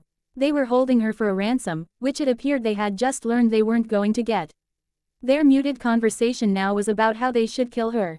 The accomplice suggesting that they each get a chance to play with her first. They spoke so calmly, as if they were deciding between Thai and Mexican for dinner. Hay didn't realize that it was themselves who only had seconds left to live. I sped into the room, grabbing the guard quickly and simply snapping his neck, letting him fall to the floor. Mick's eyes widened in terror. The woman gave me a frantic look. I took him easily with one hand by the throat, squeezing lightly, enjoying the passionate fear I could see shining in his eyes. I pushed him towards his victim. She whimpered again. Untie her, I commanded. Confused, still scared, Mick did as I ordered. The woman stood up, warily stepping behind the chair to put more of a distance between herself and me, unconsciously rubbing the indents from the ropes out of her wrists. She wasn't sure, but she thought I might have been there to cause her more harm. Apologize to her, I demanded softly. Mick scrambled, taking that moment to try to run away from me. I stamped my foot down on his, snapping his ankle. I growled. I said apologize to her. Mick screamed out in pain, murmuring out a muffled, tearful, I'm sorry. I nodded. Turning to the woman, I tried to keep the rage out of my eyes. You should go home to your husband. She nodded and, without another second's hesitation, she ran for the door. In the doorway she paused, spinning back around to look at me. "Thank you," I nodded. She ran. I turned my attention back to my dinner. There would be 2 less murderers on the streets tonight. Blank, underscore, blank. I arrived back at the Denali house in the very early hours of the morning. Carlisle had been waiting for me. He met me at the door and turned me back around, insisting with his thoughts that I join him for a walk. He looked across at me from under his lashes with an intense look of disappointment in his eyes. I hadn't seen that look from Carlisle in decades. "Alice called." I nodded. Of course she had seen what I'd been doing in Anchorage. I hadn't given her any thought since I'd left her and Jasper in Forks. He stopped me, reaching out to put both his hands on my shoulders, insisting I meet his burning gaze. The bright porch light hit my irises, bouncing back the reflection of the newly red gleam to my eyes. Carlisle shook me angrily. "What are you doing to yourself, Edward? You can't let this destroy everything you've worked so hard for nearly a century. You mustn't punish yourself for this. You did nothing wrong, son. You saved her life." I growled, suddenly angry with my father. "I am a monster, Carlisle. Surely, even you can't deny that now. I killed my own child. But I am determined now. I will make the world a safer place for her, so she can move on with her new life. I will never let her get hurt again. I have to do this to protect her." "Edward, don't be so naive. You can't kill every evil creature in this world." I narrowed my eyes, arrogance and sheer desperation stirring within me. "I can at least try. What else am I good for?" "Bella." I'd been sleeping all day, so it wasn't surprising that I was having such a restless night. Carlisle's sedative had worn off, but it didn't feel right for me to go wandering around this house at 4 a.m., even though I knew all of the other residents would be awake. I just didn't know if I should leave the safety of my room yet. I felt safe in here. Besides, I didn't know if Edward was still here, and I didn't want to risk a replay of my dramatic little outburst before. It was true, what I'd said to Carlisle. I didn't want Edward near me. I didn't want him checking up on me, and I didn't want him worrying about me, but as much as I hated to admit it, I didn't exactly want him to give up on me either. Part of me was elated that he had come to Denali knowing that it was me that had brought him here. Part of me wished he hadn't bothered. Before I could stop myself, I called out his name. It was only softly, but I knew that if he were anywhere near the house, he would hear me. I rolled over on my side on the bed, my back towards the door, but I knew the exact second when his eyes fell on my body. "Yes, my love," quote. I kept my back to him, and spoke low, muffling my words by pressing my face against my pillow. "Can you just hold me like you used to? I can't sleep without you." Without a sound he crawled into bed beside me, his tender marble arms wrapping around me in a way that was so familiar to my heart that it made me want to cry. I turned in his arms and burrowed my head into his chest, my voice barely a whisper. "Please, be gone before I wake up. I can't bear to see you, Edward." I nodded, my heart searing in pain while it simultaneously soared with joy. This was better than nothing. Within moments she was resting peacefully in my arms, and sometime around dawn her small voice cried out my name as she slept, making me shiver. Her voice wasn't angry, it was full of emotion and feeling full of love. "Bella." I awoke the next morning, rested, relaxed and alone. I breathed a sigh of relief that he had done as I asked. I stretched slowly, rolled over and sat up on the edge of my bed, yawning as I reaching out to open the top drawer of my nightstand to find my hairbrush. Something at the back of the drawer caught my eye. A sob caught in my throat, and tears sprung instantly to my eyes.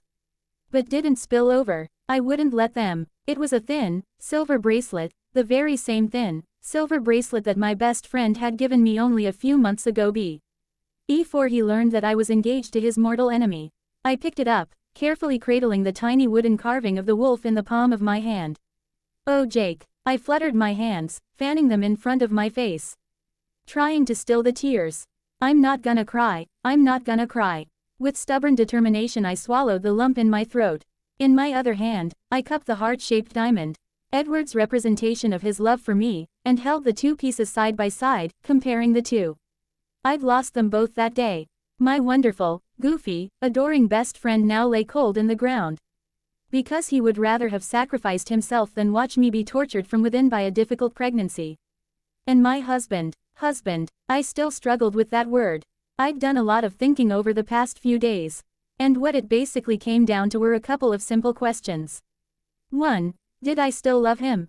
That one was possibly the hardest, and yet the answer was so simple it hurt. Yes, I definitely still love him. 2. Could I ever forgive him for his actions? Also simple, also painful. No, never. 3. Could I live the rest of my life without him? No, I may as well be dead. So where did this leave us? Stealing silent embraces from him at night, but being unable to bear meeting his eyes. Thrilling at the feel of his soothing touch, his gentle, velvet voice that calmed me so effectively when I stirred in my sleep.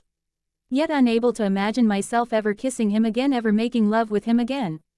I screwed my eyes closed, suddenly realizing that I didn't want to think about any of this right now. And pushed the bracelet back into the drawer, burying it under a pile of socks. I needed more time. A gentle hand tapped at my door. I turned to see a smiling Esme peering shyly in at me. Hiding something in her hands behind her back. "Hey Esme," I said with a smile, patting the bed next to me, offering her a seat. "Good morning Bella. I know you don't like to make a big deal of it. But I wanted to wish you a happy birthday." I stared at her in shock. My birthday. I had totally forgotten. This inane ritual of getting older every year wasn't supposed to be happening to me anymore. I was meant to have been turned before my 19th birthday, but of course, that had changed when Edward took my baby. Noticing my shock, Esme took my hand and gave it a gentle squeeze, and with her other hand, placed a soft package wrapped in golden paper on the bed beside me. "This is from Carlisle and me. We knew you wouldn't want much, so this is just a token gift, something to help you settle in and feel more comfortable here in this house. I know Kate's been dying for you to get out there and join her." I narrowed my eyebrows suspiciously. The Cullens were well known for their fondness of overkill. So when Esme said, "token," I knew not to expect a dime store trinket. I put on my best friendly, grateful, not at all terrified to be the center of attention grin, and set about carefully tearing into my gift. I gasped as I unfolded 2 pairs of sleek, soft-fitted riding pants, and a beautiful pair of leather, knee-length riding boots, and, of course, a sleek black, velvet-covered helmet. I was speechless for a moment. "Esme, this is too much. I don't even know if I like riding yet. I've never even been on a horse. You shouldn't have bothered buying all this stuff yet." I looked into her eyes, detecting the tone of mirth there. "What, Edward Said, you'd react like this, no matter what present we got you?" I blushed instantly, a little angry, yet a little amused that he had predicted my reaction. "Please Bella, humor me. Go try them on, and go join Kate for a morning ride. She's already out there. We'll have breakfast ready for you when you're finished." I nodded happily at her. "Thank you Esme, and I don't just mean for the gifts.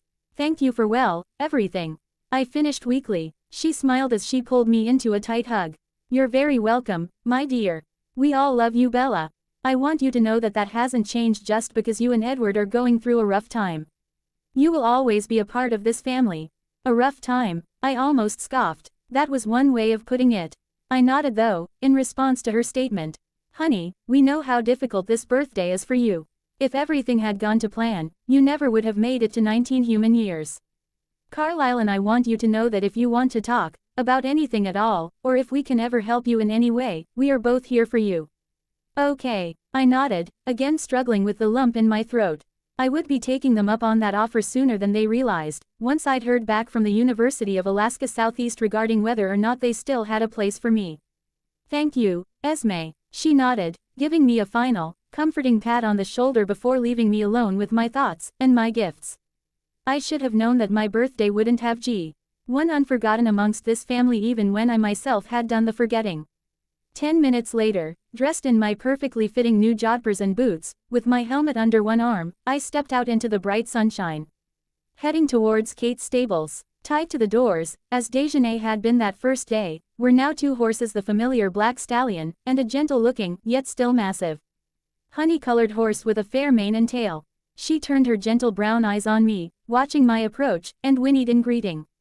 "Ah Bella, I'm so glad you could join us today. Naiad has been dying to meet you." Kate greeted me with a friendly, suffocating hug, then turned to run her hand affectionately down the mare's face. "This is my Naiad. She's a 10-year-old, Palomino, warm-blood mare. An absolute gentle giant. I promise you, you'll be plenty safe on her." Before I even had a chance to realize what she was doing, Kate had hooked one hand underneath my knee and hoisted me slyly up onto the back of the waiting mare. I cried out in surprise, though I couldn't contain the massive grin that spread instantly across my face. Kate laughed. Sorry Bella, sometimes I forget that you're human. I grinned at that, but I couldn't help but notice the quick, sudden scowl on Kate's face.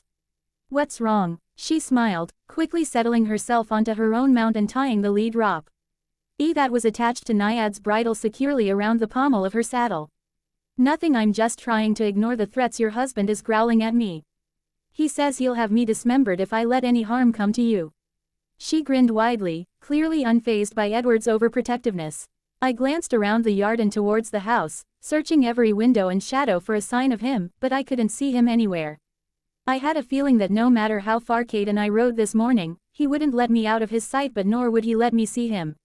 I was right, Edward. I followed at a distance. Kate kept looking back to scowl at me, informing me with her thoughts that I was being ridiculous, but as hard as Bella tried, I easily managed to keep myself hidden from her. Kate took her through the forest, down a well-worn path through the underbrush, leading towards the river. It wasn't a long ride, and they never went faster than a walk, but I had to admit to being very grateful. All when it was finally over and Kate helped a stiff, bow-legged Bella from the back of the horse. I watched my beloved walk slowly back to the house with an internal burning of desire to join her, but I couldn't. It had actually been a blessing in disguise that Bella had said that she didn't want to see my face. That meant that I wouldn't have to explain to her about my eyes. I still hadn't quite worked out how that conversation was going to go. I wasn't even certain if she would even care. It wasn't like I was anything to her anymore. I'd been careful not to show my eyes to any of my family. And of course Carlisle hadn't betrayed my secret, so as it was, he was the only one who knew about my nighttime activities in Anchorage. I wasn't ashamed of what I was doing, but I knew without a doubt that it would break Esme's heart. So I endeavored to keep it to myself for as long as possible. And so we fell into a pattern. Bella's mornings were spent riding with Kate. Sometimes they would go riding through the forest, following various trails with me cautiously following along behind in case something went wrong, or sometimes Kate would give Bella lessons in the large sand arena in the northern field behind the stables. I was actually a little surprised at how quickly Bella took to riding. Considering her usual clumsiness, I had expected her to be awkward and insecure on the horse, but as usual, she surprised me. Within a week, Kate had her easily completing a course of low jumps set up in the arena. The whole family went out to watch her ride, all except me, of course, and I. Always watched with curiosity as she swept her eyes over her crowd, searching, it seemed, for me. I couldn't tell whether it was with relief or disappointment that she never found me. But I was always there, always watching her. But carefully out of sight. She spent most of the afternoons in her room, reading. She had discovered Tanya's extensive, elaborate library, and wasted no time in choosing a selection of books that sparked her interest. I knew she was safe in her bedroom, so several times over the past week I had chosen that time of day to run to the city and seek out a candidate worthy of succumbing to my new diet. Mostly I just found one or two individuals, but one night it was a whole group of some of the foulest minds I'd ever heard, made up of 4 men and 2 women, but I made sure had each and every life that I ended was justified. It made me sick to swallow their evil, polluted blood, but I forced it down my throat, glutted myself on it. I was no better than them. Their blood would sustain me, it was all I deserved. Murderers, rapists and pedophiles, I didn't discriminate. If they were evil, they died. Simple as that. I would return from my hunting trips well after dark, vigorously showering to wash away all traces of the evil being from my body before I climbed into bed with my beloved. She had come to expect this every night now, and while it made my heart sing with pleasure that she wanted me near her, needed me to be touching her so that she could sleep, it still cut me to the quick that she wouldn't look at me, or talk to me. She would just wait, in the dark, for me to join her. Then turn and bury her head into my chest, quickly falling into sleep. I would spend the whole night holding her, stroking her beautiful silken hair, comforting her when she had her nightmares. It was painful to watch, knowing that I was most likely the cause of them, but I reassured myself that I was doing everything I could to try to make it up to her. Then, in the early mornings, I would linger beside her for as long as I dared, waiting until her breathing became shallower and she started to wake, before gently, discreetly separating myself from her tangled limbs and departing her room, and I would start counting the minutes until I could lay beside her again. Things couldn't remain suspended on this precarious balance for long, I knew that, but I couldn't be sure whether, when they changed, it would be for the better or for the worse. I found out the answer to that question the next morning when two things happened within just a few minutes of each other, both certain to alter this delicate dance that Bella and I had come to rely on. The first occurred just after dawn, while I was waiting in the shadows of the northern courtyard for Bella to emerge from her room to join Kate for their morning ride. There was an unusual energy in the air that I hadn't noticed until I stepped outside, and I immediately recognized it as the celebration of a new life. Folly's foal had been born. Kate was ecstatic. The tiny, spindly-legged black colt was the spitting image of his father, and she fussed about him like a mother hen. She was worried though, at how Bella would cope with this new situation. The two had struck up quite a close friendship over the previous week, and Kate was anxious about causing her any more grief. She didn't have long to wait though, before Bella emerged from the house. Looking stunning, as usual, in her new riding gear. Bella feigned indifference at the sight of him pausing alongside Kate at the stable door to meet the newest additee onto the family, but even from so far away, I recognized the pain in her face. She didn't say anything though, as she quickly saddled up Naiad and led her to the arena, easily putting the mare through her paces. I was surprised anew at how graceful she looked on horseback. I had to hand it to Kate, as far as distractions went, this new interest in horses seemed to be working very well for Bella. Maybe the foal wouldn't bother her after all. Then the second thing happened, and my delicate house of cards began to crash down around me. I recognized the sound of my Volvo's engine as it turned off the highway and into the long drive, speeding towards us, signaling Jasper and Alice's arrival, but I knew instinctively that with it brought the end of my secrecy about my nighttime activities. Allie, CE wouldn't keep something like that from Bella, I knew that without a doubt. What I didn't know, what I always longed to know, but could never seem to tell, was how Bella would react. I didn't know whether to be worried or relieved. Edward, much like in the Cullen homes, Tanya's dining room was not often used for actual dining. It was more commonly utilized as a conference room, a meeting place, or as it was in my case, this time, an intervention circle. I growled out my irritation as I entered the room. I knew they had all been shielding their thoughts all morning, but I had never imagined that this was the reason why. I glanced around the table at all the faces I loved. My mother, my sister, my brother, my father, Tanya, Carmen and Eliezer. The two empty seats between Tanya and my father were obviously reserved for Kate and Bella, who were finishing up tending to the horses. I had to act quickly. I would not do this in front of Bella, she had already been through too much. Several of the minds in the room were confused. Obviously Alice and Carlisle hadn't actually informed them of what was going on. I decided to clear that up once and for all. I held my hands up, high and far apart. As I walked cautiously into the room, every pair of eyes was on me. I could hear Eliezer's shock register in his mind as he finally noticed the red pigment in my eyes.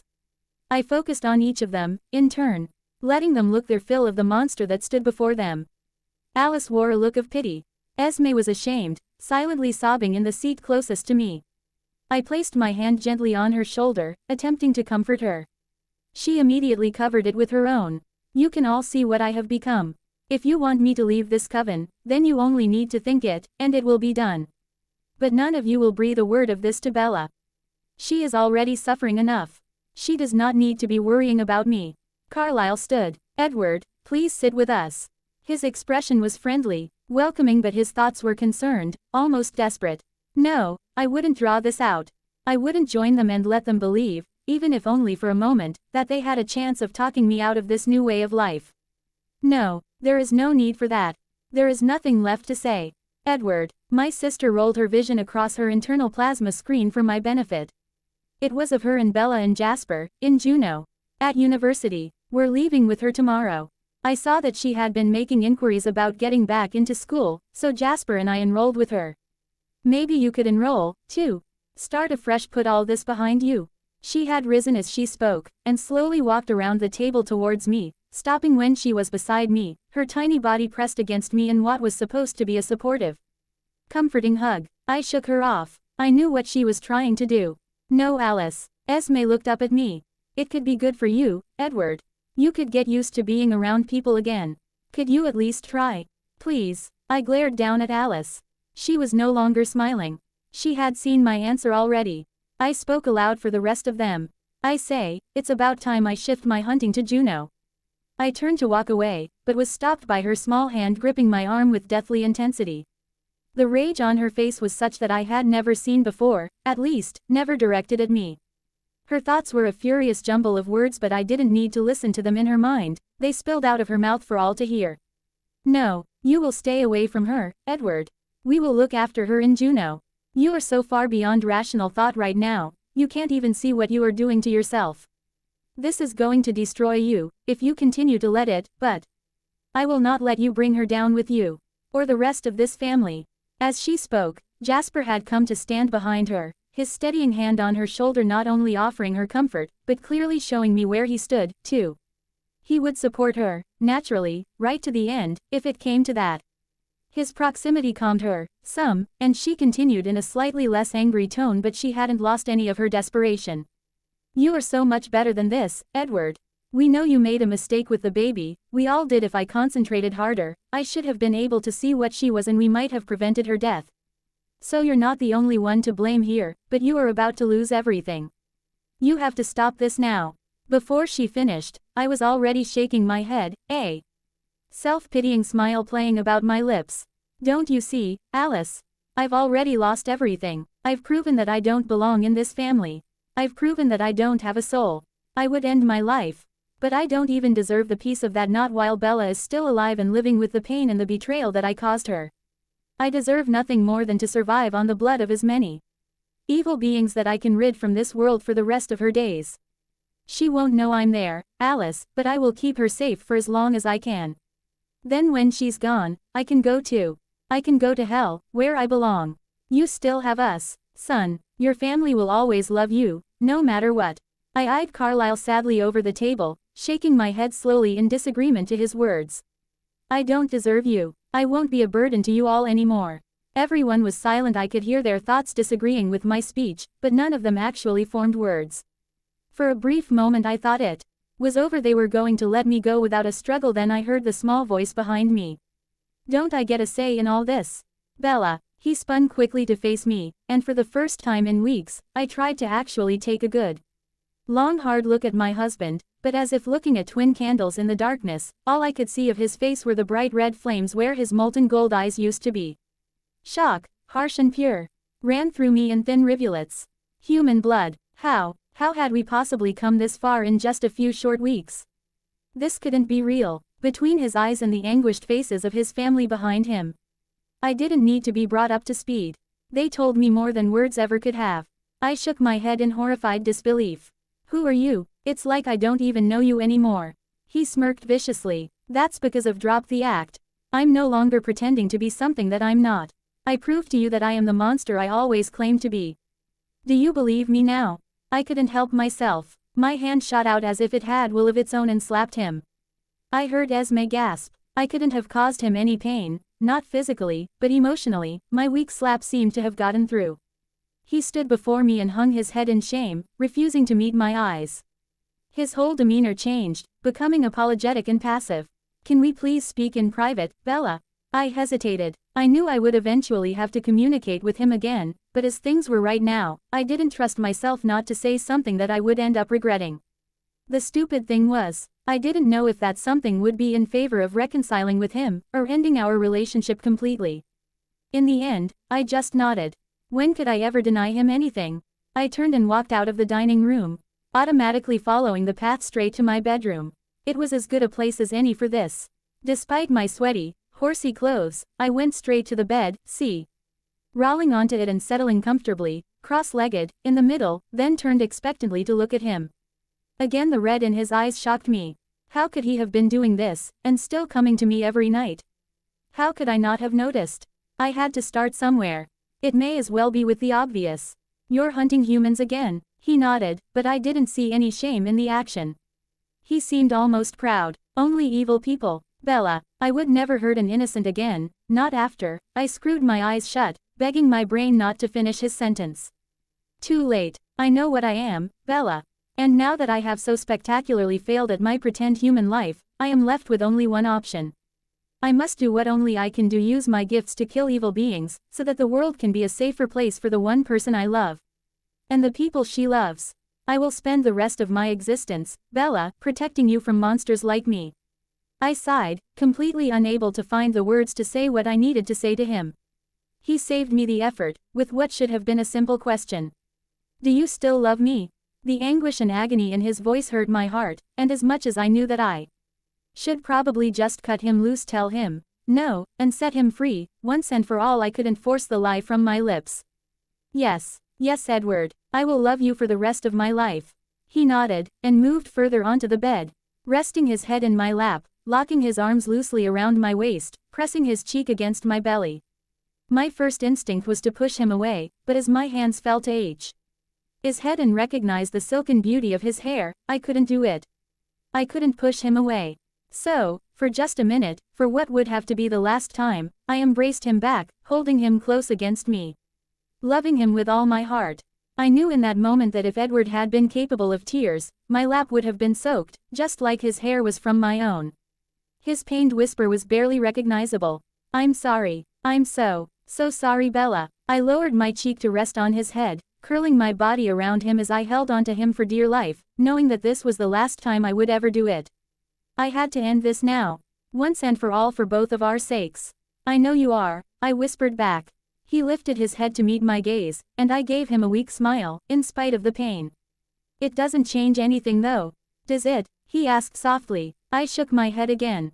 I couldn't find words. Slowly, oh so slowly, he started to move towards me. His right hand came up to cup my cheek, giving me plenty of warning of his intentions, and while I knew that this would only make our separation that much harder, I think I needed it as much as he did. I gave him a tiny, almost imperceptible nod as my desperation for him overtook me completely, and then met him halfway in a sweet, desperate goodbye kiss. His stone lips were urgent against mine and my lips instantly parted, giving him a CCESS only briefly though before I felt my heart physically shatter within me to my tongue, allowing them to dance together for a final time before I pulled away from him, gasping for air. Then, in an instant, I was alone. All that he left behind him was the faint stirring of the wind and me, broken and alone, the pain of all that I had lost, fresh in my shattered heart and numb mind. Our impossible love had proven to be just that, impossible. 3 months later, Bella, as was usual for a Thursday afternoon, I bounced out of my last class almost straight into Jasper, who was standing patiently, completely unfazed in the steady mid-December snow. He grinned when he saw me and wrapped his arm around my shoulders like a ridiculously overprotective big brother, trying to shield me from the slushy downpour. Alice only had one class today, in the morning, so Jasper and I had taken to hanging out together for the rest of a Thursday afternoon. He would meet me between classes to walk me to my next one, and then escort me home at the end of the day. Alice often used that time to go hunting, but last week she'd spent the entire afternoon shopping, coming home at the end of the day to Finn. Jasper and I battling it out at Mario Kart, completely laden with shopping bags from every single store the city held and very possibly a few distant ones too. I couldn't be sure. I'd never paid much attention to the shops in this pretty, little city. When I couldn't get out of going shopping, I spent most of the trips with my eyes closed just waiting for Alice to finish playing dress up with me so I could go home again. I had to admit at first it had seemed a little awkward to spend any alone time with Jasper. He and I had never been particularly close. It's not that I was frightened of him, as such. But he did intimidate me a little, especially after my disastrous 18th birthday. I guess Edward had always been wary of him in my presence, so I had picked up on it. But I soon discovered that underneath the stoic, broody exterior was a very energetic, friendly gentleman, who I soon began to feel just as comfortable with as Alice. We'd taken Edward's Volvo when we left Denali. He hadn't come back again after our goodbye in the bedroom, so Alice hadn't seen any point in leaving it there for him, but she knew how I felt about the Volvo. She could hear how my heart skipped a beat, and my mouth downturned every time I saw it, so had soon ordered her yellow Porsche to be shipped to Juneau from Forks, and had been trying for the last 3 months to convince me to drive it around town. I flatly refused and no one, not even Alice, could change my mind. It was too flashy for my liking and I could tell she felt the same. She wouldn't drive it around campus. The only time it ever got any use was when we all made a weekend dash up to Denali for a visit. The Porsche could get us there in just a few hours with Alice at the wheel. So eventually the Cullen credit card got yet another workout one weekend when Alice took me car shopping and forced me to pick out something for myself. She groaned when I picked the oldest, rustiest truck that I could find, a prehistoric, dark green Ford ATV, but bit her lip and paid for it without a word. She didn't know it yet, or maybe she did, but I was going to pay her back every penny one day. I didn't mind sharing a house with them. But I drew the line at her spending her money on buying me a car. Alice and Jasper had bought an apartment right near campus for the three of us to share, a hugely spacious loft room with arched ceilings and stained glass windows. It was simply gorgeous, though not very well heated. Not that that bothered Alice and Jasper, but, as I was a guest, I didn't want to complain. When Alice caught me shivering in bed on our second night there, she chastised me harshly for not telling her, and when I returned from school the next day a large, roaring gas fireplace had been fitted in almost every room. She had even arranged to have heating pads installed under the tiles in the bathroom. I hated that she had gone to so much trouble just for me, but of course she shrugged my shame off, telling me had it was good cover for them anyway. No human could have survived in there the way it had been. I'd phoned Charlie just a few days after we'd come to Juneau, telling him the agreed upon lies that Carlisle had concocted for me back when I was pregnant with Renesmee. Thanks to endless hours of cuddling up with Alice and Jasper and listening to their life stories and advice, I could now actually saw why those words without breaking down into a quivering mess. Of course, I could never tell my father, or anyone, for that matter, about my pregnancy, but I didn't mind that at all. I was happy to keep my memories of her carefully secreted away in my heart, to be shared with only a select few. I had invited Charlie to come up to Juneau to have Thanksgiving with us, but he'd been unable to get away. He had fallen for the whole made-up story about Edward and I just needing to be apart for the time being to work on our career paths. We told Charlie that Edward was studying medicine at the Ketchikan campus, 13 hours away, while I needed to be in Juneau to study marine biology. He seemed to buy it. I didn't much like the idea of lying to Charlie, any more than I liked the idea of pretending everything was still fine between me and Edward, but the Cullens had insisted it was necessary, if only for the time being. Too many questions would be raised if we announced our separation so soon after the wedding. Edward wasn't supposed to be in Juneau. I'd caught enough of his fight with Alice in the dining room in Denali to know that Alice had ordered him to stay away from me, and while I loved her for it, a tiny part of me shivered with excitement at the knowledge that he had followed us here. I'd seen glimpses him a couple of times, watching me from the shadows as I walked across campus with Alice or Jasper. And it comforted me a little to know that he hadn't completely lost himself to his renewed bloodlust. There was still some of the old Edward left in him if he was still watching over me. Hopefully one day he'd be able to overcome his guilt and return to his normal lifestyle, well, as normal as it had been before I came along, anyway. I knew that Edward was the sole reason why Alice and Jasper wouldn't go hunting together. They refused to leave me home alone, even if only for a couple of hours. They always took shifts babysitting me. I had tried so hard to put everything behind me on that last day in Denali. I had achieved the impossible. I had said goodbye to Edward, closed the door on my marriage and on the idea of eternal life in favor of a normal existence, education, friendship and a disappointing, aching loneliness. I couldn't deny that I missed Edward. The gaping hole in my chest had been replaced by a dull, throbbing echo where my heart used to be. I still loved him with all my soul, and mourned for what we once had together. But my heart, it was just gone. It had been buried in that box back in Forks with the lifeless body of my infant daughter. I knew that I would spend the rest of my life alone. I could never, ever love anyone again, of that I felt absolutely certain. But then I had to wonder what was the point of living out the rest of my life alone, of never loving again. I asked Alice one night what she could see of my future, where I would be, what I would do, whether I could ever be happy again. She did not want to tell me, saying that if I knew of her vision, I would actively seek it, and therefore it would change anyway, but I persisted, and even managed to enlist Jasper's help, and eventually, unbelievably, I won. I have had a vision of your future, Bella. And it was solid and clear. You will be happy again. I've seen it. I've seen you with a husband by your side, and a beautiful baby girl in your arms. A baby. I was to have another baby. Another daughter. I wanted to ask her when, but I didn't think I really wanted to know. I still didn't believe that it could ever be possible. Tears had filled my eyes, and I'd thanked Alice for telling me what I had wanted to know. Then I had spent the next 3 days in bed. Alice had covered for me, telling my professors that I had the flu, but in truth, I just was ready to go back out into that world, yet the world where I could forget about Renesmee and Edward and Jacob and move on with my human life. I wasn't done grieving for them yet. Edward, I tried to give her freedom from me.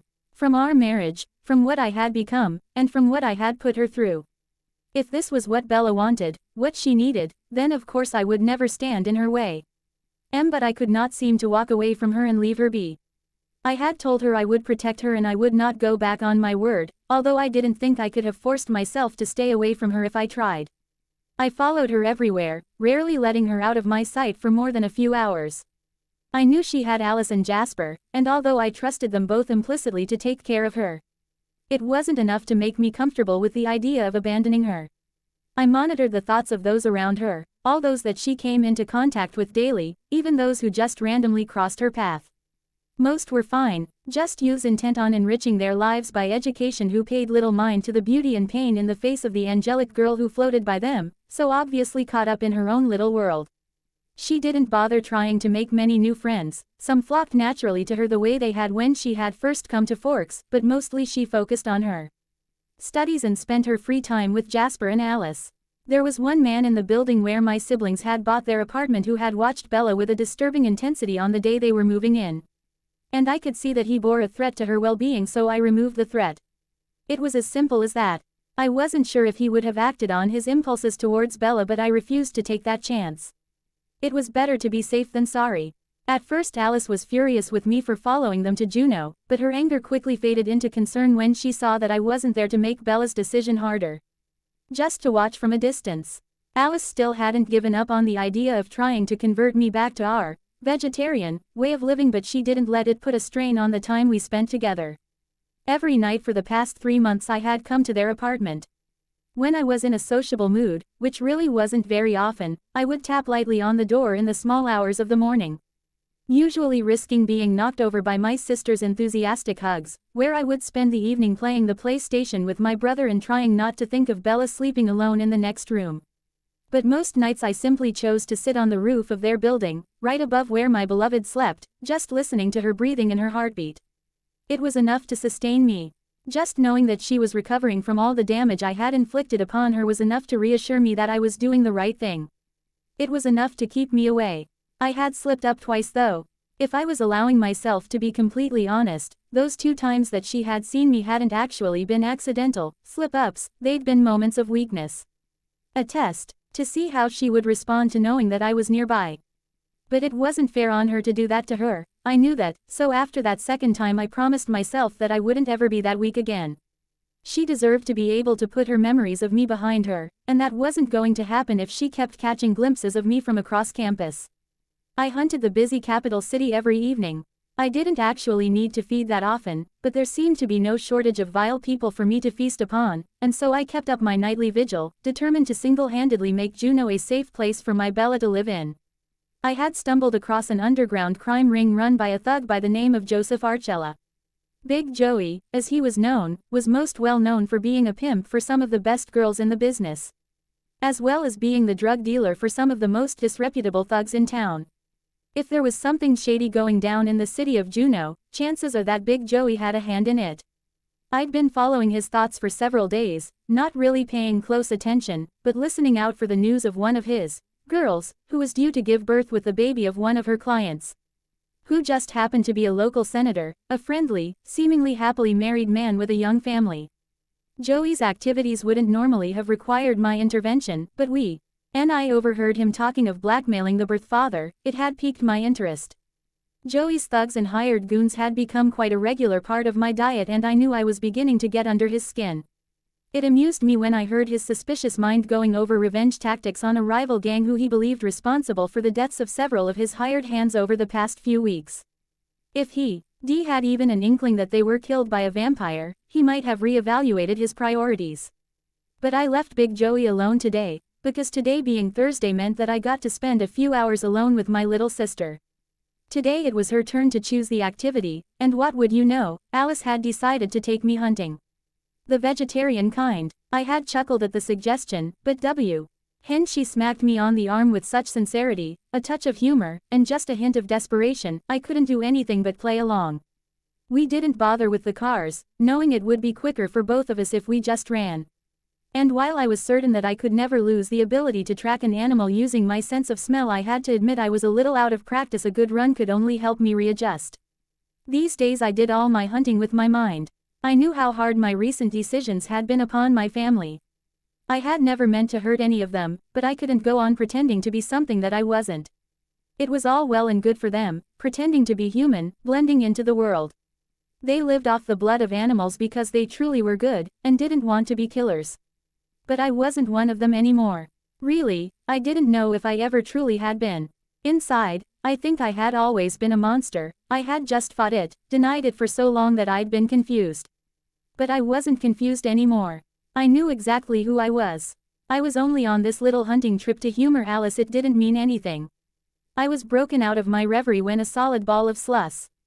High powdered snow connected squarely with the back of my head. It was quickly followed by a second that hit my left shoulder, splashing snow onto my cheek, even getting some in my mouth, and a third which hit my ass. I turned towards her in a low crouch, growling menacingly, then without warning I easily leapt the 20-foot gap between us, tackling her to the snow. I saw in her mind that she wouldn't move away from my tackle. She wanted this play fight, for old time's sakes. Her nostalgia made me sad. I didn't like that she had to resort to play fighting just to manufacture a reason for me to hug her. She flipped us over, grabbed me by my jacket and sprung, sending us both flying into the air where we crashed against the trunk of a huge spruce. Grinning, I had barely felt my legs touch the tree before I sprung off of it, sailing. With Alice held tightly in my hands across a wide gap in the trees, landing us both carefully on a thin branch overhanging a small cliff, mostly buried by snow. Alice pushed me off the branch, grinning, but I grabbed her as I fell, both of us laughing as we rolled across the snow. Alice cocked her head, meeting my eyes, a small, sad smile on her lips. I've missed this, Edward. I hung my head, my eyes ashamed. I have, too. Please come home with me. Nothing you've done is unforgivable, Edward. We all still love you. I wondered briefly if she included Ella in that all, but I knew it wouldn't do any good to dwell on it. She knew what my answer was going to be anyway, so I just smiled apologetically in response. A vaguely familiar scent assaulted my senses, and I turned my nose to the wind. Alice smelled it too. With a quick grin, she darted off in the direction of our next meal. The pair of snow leopards didn't even have a chance to run. They never knew what hit them. Alice tackled hers at the same moment that I pounced, sinking my teeth into the warm furry coat, letting the creature's clean, pure blood trickle down my throat in long, slow pulls. And I relished in the first feed that I had in nearly 4 months. That wasn't the blood of a despicable human, but as I quickly drained the cat, my guilt returned. I wasn't worthy of ending the life of such a noble creature. I didn't deserve to feed on something so pure. In that fraction of a moment my decision was made. I pushed the lifeless body away from me in disgust even as I felt the weaker blood mix and react with my body. I knew my eyes wouldn't be gold after just one feed, but they wouldn't be such a sickly, evil red color either. The two combined would give me orange eyes. I wasn't worthy of anything but the sickening blood red that belonged to the murderous members of my kind. I would stick to feeding from my own kind from now on. Murderers, and other evil beings. It was all I deserved. Alice was scary. She was ferocious, vicious and intimidating. Quite honestly, I had never been more terrified of her. Jasper seemed to take it all in his stride. I guess he'd Edie survived through several decades of Christmases with Alice, but I was quite sure that if I lived for another century, I would not get used to the wrath of Alice the Christmas Nazi. Around the RT meant she was an unstoppable cleaning and decorating machine around the shops. She was a ferocious force to be reckoned with, battling her way through the crowds as if she were 8 foot tall. Of course, I would be the only human present at our little gathering, but she insisted on making enough food to feed an army of 20 grown men. She planned to let me take my pick, and then donate the rest to the homeless shelter in the city. Classes were finished for the year, most of our fellow students had gone home for the holidays, but we had decided to stay here, instead of deserting the city for the beauty of Denali. And had invited the rest of the Cullens here to Juneau to join us. It was Christmas Eve. The Cullens were due to start arriving this afternoon, while the Denali clan would be arriving tomorrow. And with Alice in commando mode, Jasper, probably sensing my fear of his wife, had spirited me from the apartment for some last-minute gift shopping. After spending hours strolling round the mall in what Alice would have referred to as a sinful waste of good shopping time, all I had found was a thin, delicate gold bracelet for Esme and was dangerously close to choosing some socks or a fun tie for Carlisle. I was trying to have fun, be in a light-hearted mood and enjoy the festive season, but my mind kept wandering. With my mom and Phil on an extended vacation in Europe, and Charlie having promised to spend Christmas Day fishing with Billy Black, I would be spending Christmas with the Cullens. I embraced the tradition with an atypical enthusiasm this year in a bid to try to forget that this time last year I was in so much agony that I couldn't even recall how I spent Christmas Day. But as hard as I tried, I couldn't keep my head from filling with visions of Edward. I would be sitting in a warm apartment, surrounded by his family, fun and laughter, but where would he be? Ostracized and alone. The thought upset me deeply. What's wrong, Bells? Jasper's arm immediately tightened around me in response to my mood, and as I looked up at him, trying to deceive him with a false smile, I was betrayed by a single tear that had managed to escape my tight control. That was the point in lying to Jasper about my feelings. I'm just thinking about Edward. I spoke slowly, letting my thoughts wash over me as I spoke them aloud. Maybe we should invite him to join us for Christmas Day. We had finally exited the mall and were now walking down a fairly busy little side street that led towards the waterfront, where I knew we would find a quaint little second-hand bouquet shop that was often packed with rare books and first editions, but just as I spoke the words we rounded a corner, and much to my surprise, came face to face with Edward. I stopped short. Jasper immediately pulled me back towards him, shielding me slightly from Edward with his body, but from the look on Edward's face, Jasper needn't have bothered. His rough, dirty face shone like the sun as he looked at me, and if not for Jasper's restraining arms I probably would have wrapped my arms around him, just to feel him against me again. He smiled my favorite crooked smile as he caressed me with his eyes. Thank you, love, but I don't think I would be very welcome with the rest of the family. Jasper eyed him darkly. That's nonsense, Edward, and you know it. Emmett and Rose are coming, and Carlisle would love to see you. So would Mom. Edward visibly flinched as Jasper spoke of Esme. I couldn't prevent my eyes from running over my former husband's body, and I couldn't help the tug of pain that I felt as I took in his dirty, torn clothing, his jagged fingernails and messy hair and bare feet. He had become a wild, red-eyed nomad, like Laurent. Like James. A hunter. Jasper felt my small shudder of revulsion and pulled me closer to his side, a move which sparked a small growl from Edward. I eyed them both cautiously, but the moment of jealousy passed quickly. Jasper's voice when he spoke was quiet and calm. Alice has a gift for you, bro. I'm sure she would love for you to drop by the apartment. Edward cut him off quickly. Alice knows I have no use for gifts. Jasper nodded in defeat. Edward quickly turned his attention back to me. You seem well, my love. How are you coping with your course load? School. You want to talk about school? School is fine. Alice helps me when I need it. He nodded. And other than school, how are you? It pained me that this is what we had been reduced to. I gave him a sad smile. I have my good days. He smiled back. God, this was awkward and horrible. Edward's head snapped around and his eyes narrowed as he glared back up the street that Jasper and I had just walked down, back towards the mall. I have to go. Jasper, please tell the family I wish them all a Merry Christmas. Before we could even respond, he was gone. Edward. I'd been following one of Joey's goons for the past several hours. The guy's name was Ricky, and he had one the most unoriginal minds I'd ever had the tedium of invading. Joey had sent him this morning to collect the baby girl that had been born a few days ago, so that they could get photos of her to blackmail her father, the senator, with. But the mother wasn't making things easy. I'd found her 2 days ago. Her name was Hannah. She hadn't been hard to find. I just followed her fear. She was terrified of Joey. And of what his greed would do to her newborn daughter. She didn't want to risk the father finding out about the child for fear that he would try to claim her. She didn't care about his money, she just wanted to keep her baby. She had been hiding out at a friend's apartment, but this morning Ricky had found her, so she had run again. It had been an unseasonably sunny morning, so I hadn't been able to follow her, which was why I was now following Ricky, hoping he would lead me back to her. I could smell her scent, it was everywhere in this area, she walked these streets daily, so that was useless. I just had to wait until I was close enough to hear her mind. I'd been concentrating so hard on hearing that one mind, that I hadn't even realized until she was only feet away from me that I could hear my beloved's voice. With more of a warning I would have saved her the hurt of having to see me, but as it was, she was already talking of me anyway, so hopefully our brief encounter wasn't too painful for her. She had seemed well, and happy. I didn't deserve the comfort that knowledge afforded me, but I couldn't deny it was good to see her up close again. I departed the awkward confrontation with my beloved in time to see Ricky duck through a doorway into a bar, the agreed-upon rendezvous point with his partner. Hoping he would gain some information that would be useful to me. I swiftly followed him through the doorway and took a seat in a low booth in the back. Well, what a waste of 3 hours that had been. Neither Ricky nor his partner in crime Tony had any new information. And had spent the past few hours watching a football match on ESPN.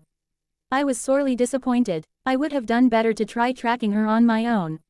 As they left the bar and headed west down towards the waterfront, I decided to cut my losses and try again to follow her trail from the friend's house that she had fled from this morning. I found the apartment block easily and then just followed my nose as it led me, seemingly in circles, around the darkened, snow-covered streets. It was hopeless. I heard the woman's piercing scream at the same moment that I heard Ricky's foul mind, and I followed both. Arriving in the sheltered doorway just in time to see Hannah fall to the ground, the ragged handle of a hunting knife protruding from her left breast. In less than a second I reached them, twisted the two men's heads cleanly off their bodies without giving it a thought, then rushed to her side, catching her head in my hands before it hit the concrete sidewalk. Her pierced heart was stuttering. Blood seeped between my fingers as I tried to staunch her bleeding, but I knew I was too late to save her. She met my eyes for a fraction of a moment, her irises a stunning green in the dim lamplight, so much like my mother's eyes had been.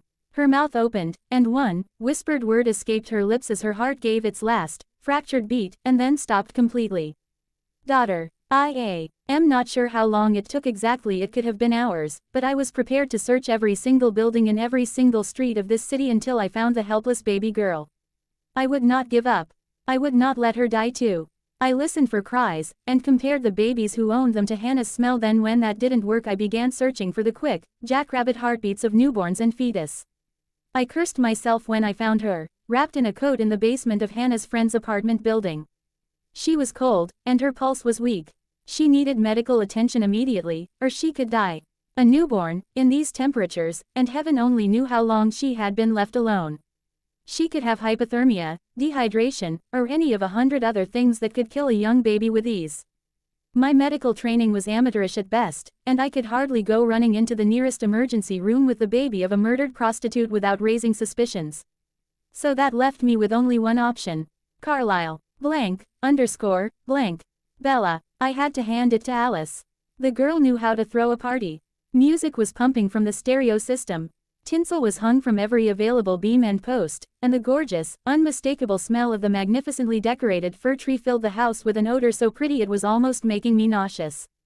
Alice had made a delicious eggnog and Emmett kept handing me refills. I couldn't decide if it was my imagination or not that the brandy taste kept getting stronger and stronger with each cupful. Carlisle and Esme sat together on the love seat, brilliant smiles on both their faces as they watched their children. Alice and Rosalie were dancing like pop stars to some hip-hop song that they both seemed to know all the words to. But I'd never heard before, while Emmett and Jasper chased each other around the house with cans of silly string. I was happy, surrounded by people I loved, having fun at Christmas time. But I couldn't help but feel that this could have been so much more complete. This should have been Renesmee's first Christmas. She would have been almost 4 months old. By rights, her father and I should have been sitting beside her, next to the tree, taking too many photographs and laughing as she chewed on the wrapping paper. I glanced up at Esme, and in that moment our minds connected. And I could tell she was thinking the exact same thing. Suddenly Alice stopped, and all eyes in the room flew to her. Her eyes widened with alarm as they flew to Carlisle. Quick, it's Edward. He needs you. The rest happened too fast for me to really understand what order it went in. Rosalie turned off the music as Carlisle and Alice left the apartment together, only for Carlisle to return moments later with a shirtless Edward, who was holding a bundle of coats in his arms which I noticed immediately were covered in blood, as were his shoulder and torso. Alice returned, in a blur, and disappeared into the kitchen, then appeared moments later holding a baby's bottle. That's when I noticed the bundle of coats move. Alice took it from Edward's arms and retreated to the nearest armchair, settling herself deep back into the chair so that she could comfortably cradle the tiny baby in her arms. I looked back up at Edward, his eyes burning red as he intently watched Alice with the baby. He heard my gasp of shock and turned to face me, his expression full of shame and guilt. Oh my Edward, what have you done? Edward, I was momentarily stunned. Bella thought me capable of killing this little girl's parents. I guess I shouldn't have been surprised, considering what I had done to our own daughter, but it still stung. She had caught me by surprise actually, and I scanned the thoughts of everyone else in the room. Only Rosalie shared Bella's suspicions. The rest of my family still had faith in my inherently good nature that was comforting to know, even though I didn't deserve it. I spoke quietly, my words directed only to Bella, but I knew everyone in the apartment could hear me. I didn't kill her mom, Bella. I was trying to help her, but I was too late. Bella hung her head, not wanting to meet my gaze. Sorry, she muttered. It's okay, love, I understand why you might think that. We both watched on in silence as Carlisle monitored the little girl, who was sucking greedily from the bottle in Alice's hands. I was pleased that she was drinking, in itself, was a very good indication that I had found her in time. Carlisle confirmed that he was happy with her vital signs with a small nod that I knew well, his mind going over all the provisions that we would need to acquire quickly to care for the baby, but they kept wandering to questions regarding how I had come to acquire a newborn baby girl and why I was covered in human blood. His thoughts didn't waver though. Never once did Carlisle's mind go to that dark place that Bella's and Rosalie's were already at. I didn't deserve the faith he had in me. How did this happen? I quickly told them the story of Joey's businesses, and how he planned to use Hannah and her baby to blackmail the senator. The room remained very silent as I spoke, the only sounds were that of the tiny little baby in Alice's arms. My eyes slid to Bella as I told of how her mother had tried to protect her. How she ran from the men that were seeking her, how she hid the baby in the basement to keep her safe, how she had died, in my arms, trying to protect her child. Bella's tears streamed silently down her face. But she didn't attempt to interrupt me. She didn't need to. Her tears of sympathy and identification of what Hannah had been through told me clearly what she was thinking. I tore my eyes from her face to meet Carlisle's contemplative gaze. I didn't know what to do with her. I couldn't exactly take her to the hospital. She is unknown to her father, her mother is dead, and I couldn't risk ending up in the hands of Joey Archella. Carlisle nodded. No son, you did right in bringing her here, now we just have to figure out what we are going to do with her. The words were barely past Carlisle's lips when Rosalie spoke. We'll raise her, as if she were our own. Rosalie's hopeful voice broke through, pleading and desperate. Won't we, Emmett nodded, but Carlisle hadn't noticed, his eyes were on Esme. Mine instantly shifted to Bella. She had edged closer to Alice, and stood, carefully peering down at the tiny face, just barely visible above my bloody coat. She had such a look of longing in her eyes. But I could tell there was also fear. Yes, she was definitely afraid. Esme's quiet voice rang with an unusual authority. No. She is human. She needs a human mother. Her eyes focused on Rosalie. We've spoken about this before, Rose. This is why we haven't adopted a human child ourselves.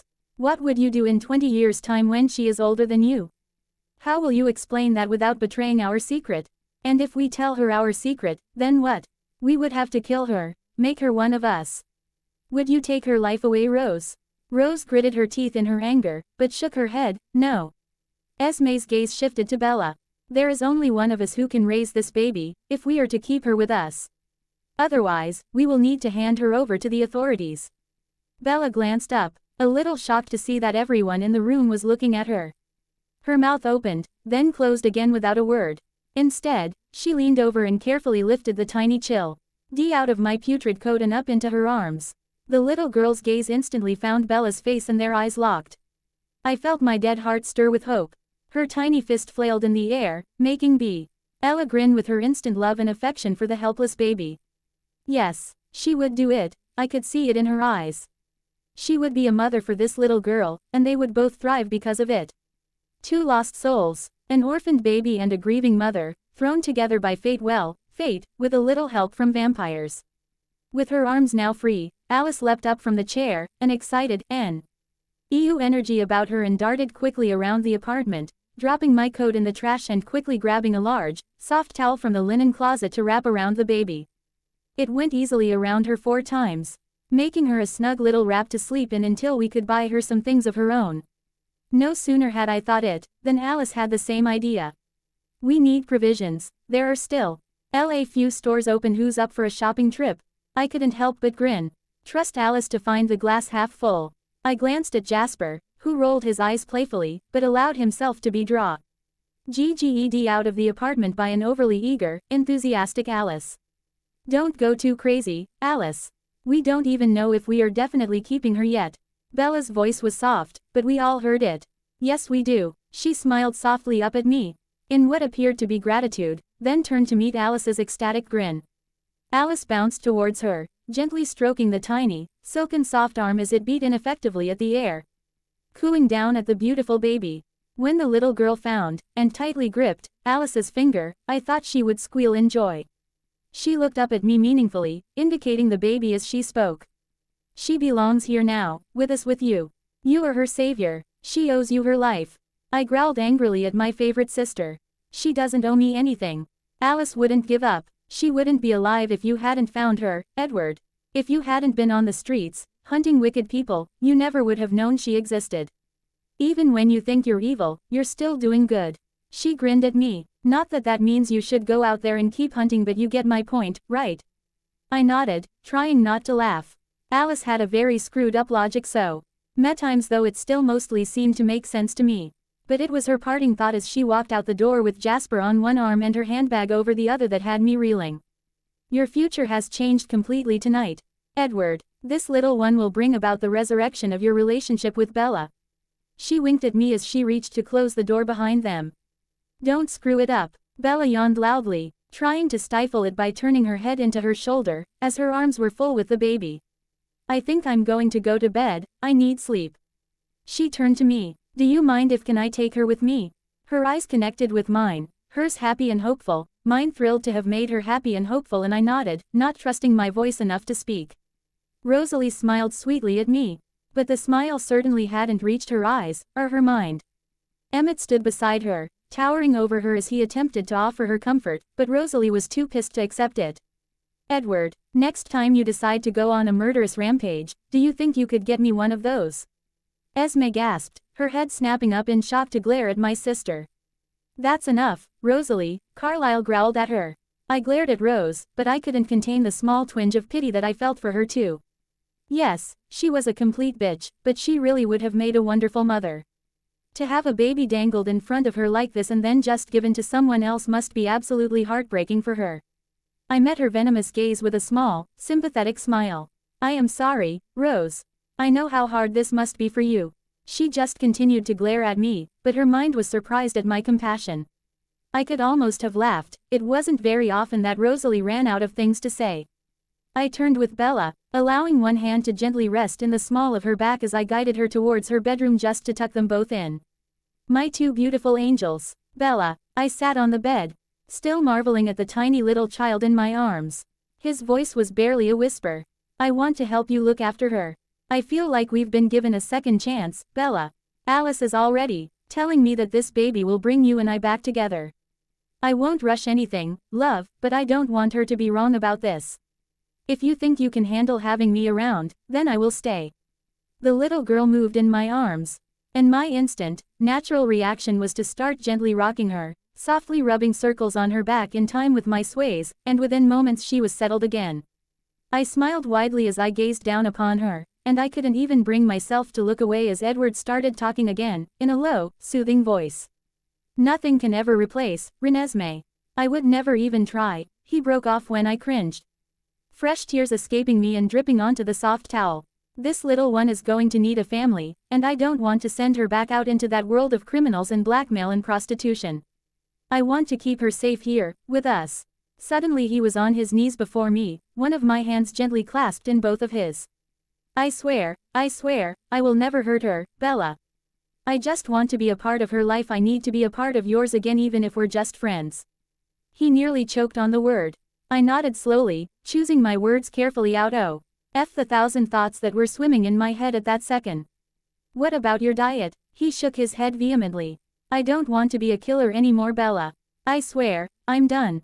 He pointed to the little one in my arms. She cured me of it. And looking into his intense, shocking red eyes, I could see the sincerity there. I told him I needed to think about it, mull over my options. Everything was happening so fast. And right now, all I wanted to do was sleep. I settled myself comfortably on my bed, but instead of my usual fetal position, I curled myself around the fragile body that was lying next to me. She was so tiny, but so perfect. I ran a single finger across her little foot, marveling at her precious toes that were no bigger than my smallest fingernail. Her smoky blue-gray newborn eyes were closed in sleep. But I couldn't wait to see what color they would become, or what color her silvery fine hair would turn out as she grew. I knew, unequivocally, that my life was about to change more drastically than I had ever before experienced, but that wasn't what scared me. What scared me is the thought of doing it alone. Esme had made it quite clear that the child wouldn't be able to know what they were, so if I were to raise her, would that mean I would have to cut them out of my life? Could I do that? Did I want to do that, to raise a stranger's baby? But this wasn't just any other baby. Edward had saved this little girl, and she was going to be his salvation. He was going to stop killing for her, and come back to his family. Could I really deny him that? I knew I didn't owe him anything. But I certainly wasn't going to stand in the way of his recovery. I hadn't forgiven him for what he had done to me to Renesmee, but I didn't want him to suffer for an eternity because of it. I glanced up as I heard my armchair creak, in time to see Edward adjusting himself into it comfortably, settling in for the night. You don't need to watch us, Edward. She's asleep. I've got her. I know you do, love. But I'm okay here. I narrowed an eyebrow as I glared suspiciously at him. Don't you trust me with her, Edward? He flashed me my favorite crooked smile, almost laughing, it seemed, at the absurdity of my question. Of course I do, my love, but if I leave you and her, where else in the world would I possibly have to go? Bella, disregarding the actual time and date. Awakening the next morning would have felt like Christmas anyway, knowing that I was waking up to tend to my new baby. My baby. I still couldn't quite believe that I'd been given a second chance to be a mother. So soon after losing my precious Renesmee. But all doubts about whether or not it was all too good to be true instantly vanished as I emerged from my room to be astounded by the fruits of Alice's labor.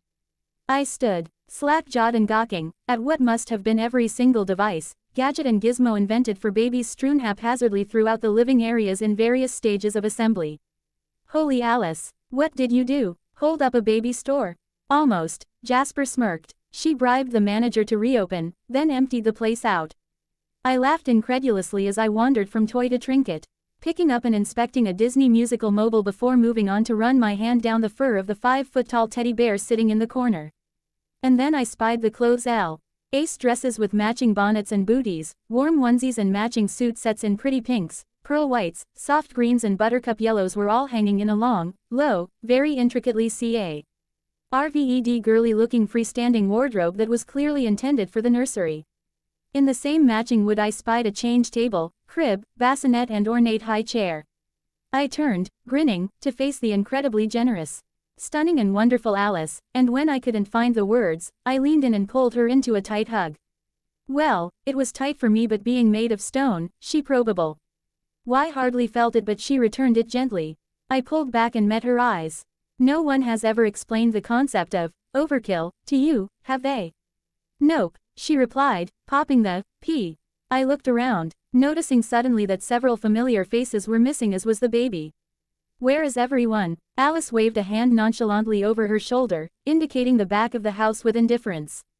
Oh, they're all in the back bathroom, fighting over who gets to bathe her. I told them you wouldn't mind if they started without you. I just nodded. If I had been speaking to anyone else, IW. Old have been infuriated that they dare to assume knowledge of my answer on something as important as giving the baby her first bath, but with Alice, I didn't have a leg to stand on, and I knew it. If she hadn't foreseen my reaction, she wouldn't have said anything. It got rather frustrating having a psychic around sometimes. I started to walk down the hall, then a thought occurred to me and I spun on my heel, turning back to Alice. Alice sweetie, my favorite, bestest sister in all the world. I attempted to be smooth, butter her up, bat my eyelids and sweet-talk her, but she shot me down before I even got started, laughing loudly, like happy tinkling bells. No, Bella, I will not tell you what you decide to name her. You can figure that out on your own. She winked cheekily at me. Oh, and I love it, by the way. I feel totally honored. About what? I asked, now more confused than ever. You'll see, she sing-songed, returning to assembling the crib. Grumbling to myself, it earned again to seek out the rest of the family. I didn't have to go far. I could already hear Edward and Rosalie arguing. Eventually, Carlisle, who actually looked just as enraptured over the baby as the rest of them, threatened to remove both Edward and Rose from the room if they didn't stop fighting, which induced them to come to a compromise. Rose would bathe her, Edward would dress her, then I would feed her. I later learned from Edward that Esme had joined him in my room after I fell asleep, and had quietly removed her from my side when she awoke for her nighttime feeds, so as not to disturb me. So she'd already had 2 turns at feeding her. I laughed when he told me that, instantly accepting the fact that I would be receiving much more help than could possibly be necessary with this baby regardless of Esme's words last night. They wouldn't be able to stay away from her as I raised her, no matter what, and I think they all already realized it. Edward, they say time flies when you're having fun. And I honestly didn't think that had ever been more true than it was on that Christmas day, surrounded by all of my family including the Denali's, who had arrived just after Bella had finished her bacon and eggs and promptly spent the entire morning being gooey and taking turns cuddling the sleeping baby as we all exchanged gifts. From the moment the baby had woken up in the morning, until the time that Bella excused herself from the family to take herself and the baby off to bed, time felt like it was in fast forward. It was only as I accompanied Bella back to her room, for the second night in a row, that I actually felt consciously capable of taking control of how fast things were moving, and as I took up my usual spot in the armchair, I allowed the reality of what was happening to hit me full force. I was back. I had my family back, I had some self-pride back, but most importantly, I had Bella back in my life. Less than 24 hours ago, I had no future, no meaning in life. And my only purpose had been that of a murderer. Then somehow, some way that was unfathomable to me, I had been thrown a lifeline in the form of a tiny, defenseless infant. Not only had she brought me back to my family, but she had brought me a way of helping my Bella to recover from the unforgivable pain I had caused her. She was an absolute miracle, my saving grace. I watched Bella settle her into her newly assembled bassinet, which rested just beside the bed within easy reach of Bella's arms, should she awaken, but that was just a precaution. Residing in a house full of vampires who never needed sleep, and who all simply adored the baby, Bella had to know that there was no way she would actually end up being woken up to tend to the baby. She was the only person here who needed sleep. Why not let one of her very willing assistants take the night shift? Bella straightened up, then hesitated, a tired but very satisfied expression on her beautiful face. She looked straight at me, her eyes connecting with a force that made it almost impossible to look away. I broke the silence with a tentative, but confident whisper. Motherhood suits you, love. She is very lucky to have you. Bella dropped her eyes, and I could tell in that instant that her mind returned to Renesmee, but for the first time since that horrible September day, I didn't allow her to go into her moment of grief. I wanted to explore it.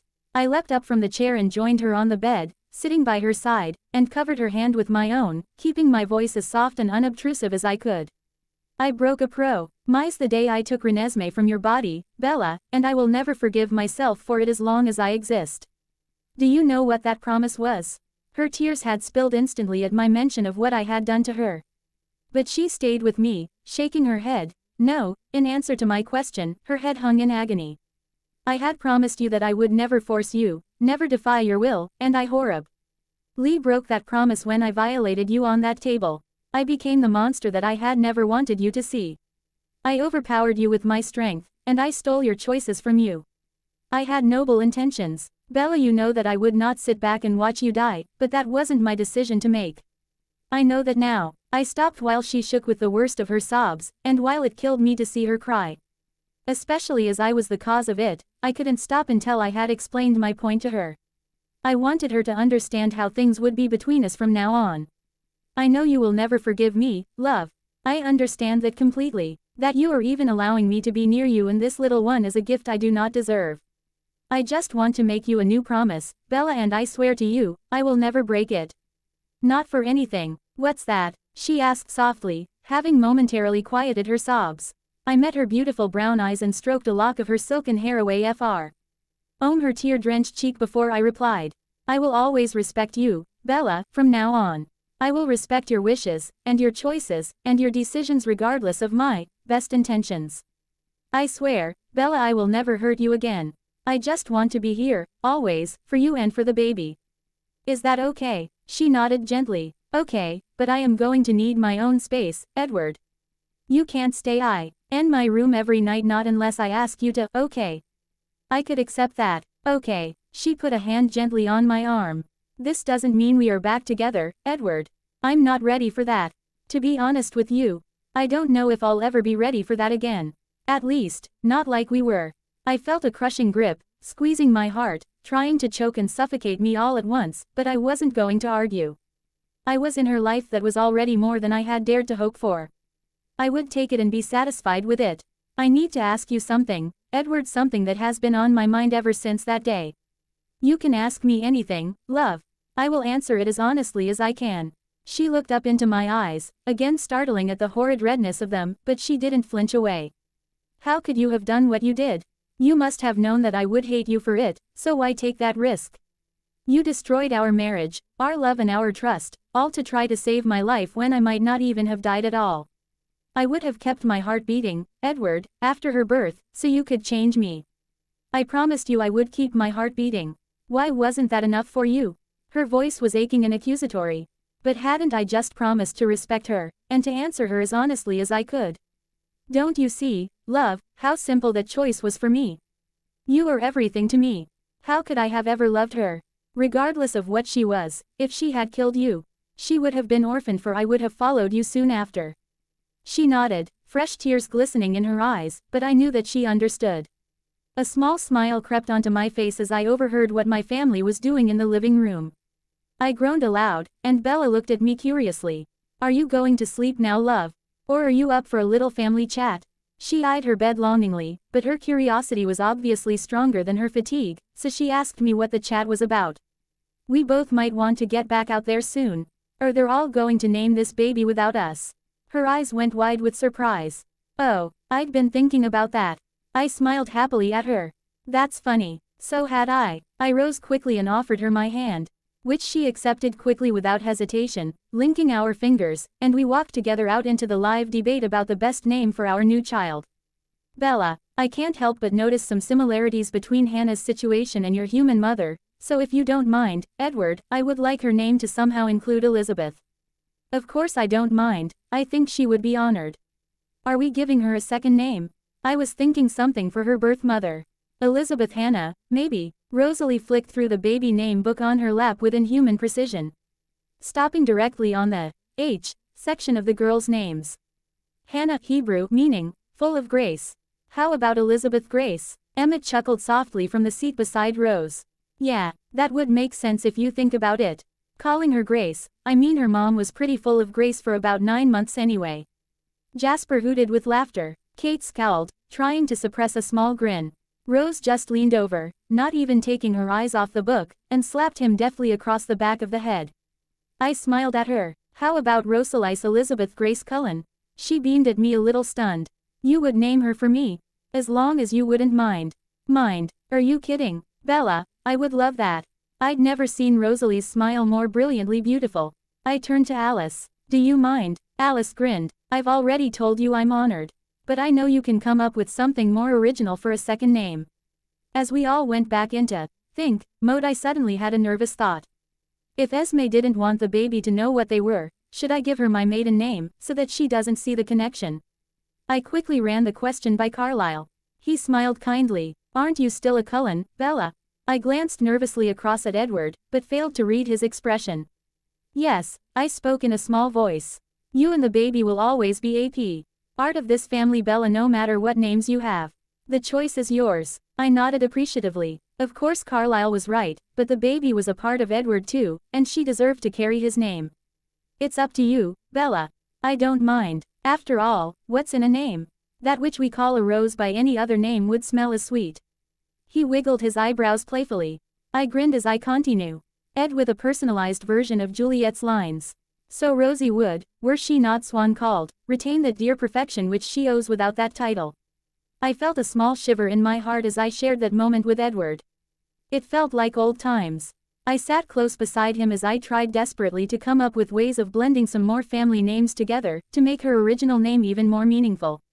Rosalie Grace Beth Cullen, suggested Carlisle. I shrugged. It wasn't bad. I rolled a few more names off my tongue, just to check how they sounded. Elena Hannabeth. I eyed Edward for his opinion. He screwed his nose up.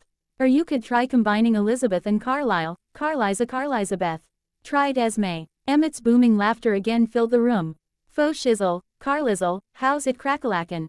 I tried to glare at Emmett, but I couldn't keep my face serious long enough to get the words out. I'll throw you out, Emmett. He laughed. I'd like to see you try, Bella.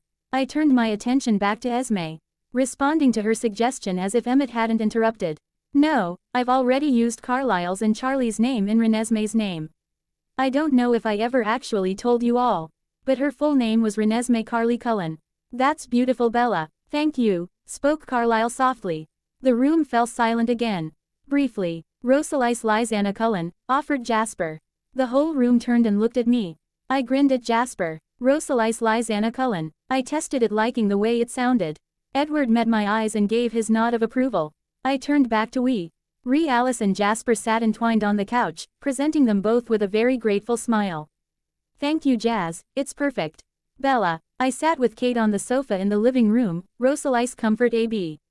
Lee in my arms as I watched the latest videos of her stunning colt, this one showing him galloping and cavorting across the field at top speed, kicking and bucking, the wind making his mane and tail stream out behind him. I couldn't contain my grin of pleasure, he was so beautiful to watch. She had named him after his father, and I couldn't help but have a giggle at that too. Les petit déjeuner breakfast. Rosalise was awake in my arms, but she didn't stir, she was perfectly content just to lay there. Her tiny rosebud mouth was pressed closed in a sweet, very kissable pucker, which made her chubby cheeks stand out even further than usual. Alice had dressed her this morning, long before I had even awoken, in a pale green lace dress with matching booties, bonnet and panties that gathered in ruffles around her chubby legs, hiding her diaper. Her thin, silvery blonde hair lay flat against her head, but even though there were only just enough strands to barely cover the skin, Alice couldn't help herself. And hadn't even left that alone. Around Rosalise's head was a white and green lace headband. Of course, the whole outfit was ridiculously inappropriate for this time of year, especially in Alaska.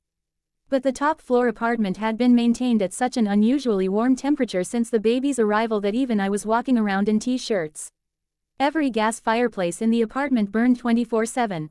I didn't want to imagine what the utility bill would look like. I had offered to pay half of it. Alice had looked so offended that I had let the subject drop, and hadn't dared to broach it again. I took advantage of every second that I had with my new little girl. It seemed that if I put her down to sleep, or even just laid her on the bed while I changed my clothes, within seconds, she would have been scooped up by one of her overenthusiastic nannies. She'd been sound asleep when I put her in her crib on the night after Christmas, before going to take a shower, but when I emerged, not 10 minutes later, it was to find Emmett with her curled up in his arms. He shushed me as I walked into the room. She was asleep. I scowled softly, not wanting to wake her again, but Owing increasingly frustrated with everyone's overhelpfulness. He grinned at me sheepishly. I know, but I just wanted a cuddle. Whenever we get to have her, Rose won't let me touch her. I laughed, shaking my head in dismay. But it had only gotten worse since then. It seemed that none of my vampires could stand the thought of Rosalise sleeping in her own bed, so as soon as I'd gone to sleep, they would come in and steal her. And take turns cuddling her all night long. Oh, they swore to me that she stayed asleep. They weren't crazy enough to deny an infant of that, they just didn't see the point of her sleeping in a cold, motionless bed when there were so many willing pairs of loving arms to cuddle her little body each night. And I didn't have the heart to stop them. After Christmas, things around the apartment started to return to normal. Well, as normal as they could be now that I was a mom to an adopted child, and sharing a home with my estranged husband and all of his family. All of the Denalys except for Kate had left as soon after Christmas. Kate had begged Tanya to go back to care for her horses so that she could spend a few more days here with the baby, while Carmen and Elia Zer had gone for an extended vacation in Europe, but Esme and Carlyle had decided to stay here. The pair had been clucking around like two mother hens over Rosalise. It was actually quite funny to watch. I swear Carlyle seemed to be more maternal and gooey over the baby than even Esme. Carlyle had even spoken of continuing his studies so that he could specialize in pediatrics. He had spoken with a friend of his on the board at Harvard, and had already been unofficially accepted to begin there in the fall. He probably already knew more than all his professors combined, but he needed a valid qualification from this century to be able to practice, and admitted there were probably some new advances in equipment that he didn't know about yet, so he didn't mind going back to school. In face, he was looking forward to it. He didn't actually need to work, it wasn't like they needed the money. Then there was Rosalie and Emmett. Rose had apparently told Emmett that they would be staying in Juneau. She had absolutely no intentions of leaving behind an infant niece, who was probably the closest she would get to raising a child of her own, to return to, in her exact words, that rotten stinkhole of a city, and that was that. They had both enrolled at UAS with Alice, Jasper and I, and were living with us in Alice and Jasper's apartment while they drastically renovated their own new manor house just a few blocks away. This would leave Edward at home with Esme and Carlisle during the daylight hours, sharing the care and responsibility of his new daughter. To his credit, Edward seemed to be seamlessly readjusting to living in civilization. Jasper, Carlisle and Emmett had all been working hard with him to help him fight his refreshed bloodlust. They had also taken him hunting a few times already. So by the time the new year rolled around, his eyes were back to being a beautiful butterscotch, which I had to admit, did make me feel more comfortable around him again, especially when he was holding the baby. Surprisingly though, Edward's thirst remained completely unaffected by Rosalys's or my blood, even on his worst days, but I guess that we were just so important to him the thought of drinking our blood sickened him instead of tempting him. I couldn't deny the delight that brought me. Even through all that he had done, I never once feared for my safety around him or for the babies. The baby, just the thought of her made me smile. Rosalys was like a shiny new star in my night sky. Since moving to Juneau, my life had been pretty simple, very ordinary, and rather uneventful. But I guess that is how I needed it to be. I had been slowly but surely moving on from my crippling grief after losing Renesmee, but I still always had that underlying twinge of sadness throughout everything I did. Yet since Rosalys came into my life, things had changed again, and I was looking at the world through a whole new shade of gray. Of course I was still grieving for Renesmee. If anything, Rosalys's presence made me ache more for her as I subliminally compared my human child's accomplishments to those that my vampire child would have had, but she also so thoroughly led that nurturing maternal side of me that had been left a gaping, raw hole after Renesmee's death. I was well aware that I needed to be careful when comparing the two. I didn't want Rosalys to ever feel like she had to live up to any unrealistic expectations, or to think that she was simply there to replace the child I had lost. In the week that I'd had to get to know her, I already loved this new little girl with my whole heart. Unconditionally and for her own soul, not because she filled the emptiness in my heart. I mean, she did fill most of it, but that wasn't why I loved her. Much to my chagrin, from the moment that Edward and I first announced her name, the entire family had been referring to her as Rosie. I knew it was my fault. I had spoken that nickname during my little impromptu replying quote of Juliet's lines. But I hadn't expected it to stick.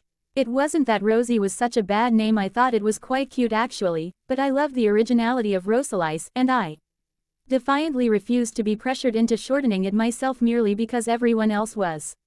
So, whether it was intentional or not I didn't exactly know, but one thing I was sure of, Rosalys had succeeded in bringing the Cullens back together as a family. Things were getting back to how they should be.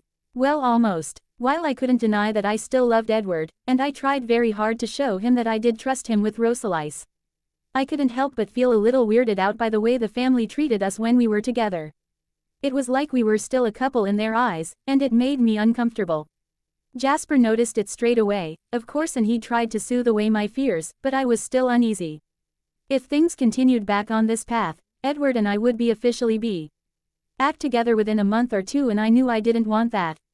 As far as the outside world was concerned, we had decided to tell everyone that Rosalys was Edward's orphan niece, and we would be raising her as our own, which, among other things, meant that Edward and I were still pretending that we were happily married. As far as Rosalys herself was concerned, though, we weren't quite sure yet what we were going to tell her. Edward had assured me that the family had ways of getting official-looking paperwork that could cover just about anything, including adoption papers and a birth certificate. But I didn't know if I wanted to lie to Rosalys about where she had actually come from. But then, of course, the truth would open up a whole new world of problems and questions which I didn't know if I would ever be able to give the answers to. Edward, I could not recall a time when my family, as a group, had ever been happier. Esme beamed like the sun. Jasper bounced around constantly, obviously on a happy high from feeding off of everyone's bliss, and Bella, my Bella, it brought me more joy than I deserved to see her smiling again. Even Rose was happy, and more friendly towards everyone else than I ever thought her capable of, and she smiled so often nowadays that she looked like a completely different person. Not towards me though. Rosalie still nursed an intense hatred of me for what I had done, calling me cunning and manipulative for bringing this new baby in to replace Renesmee.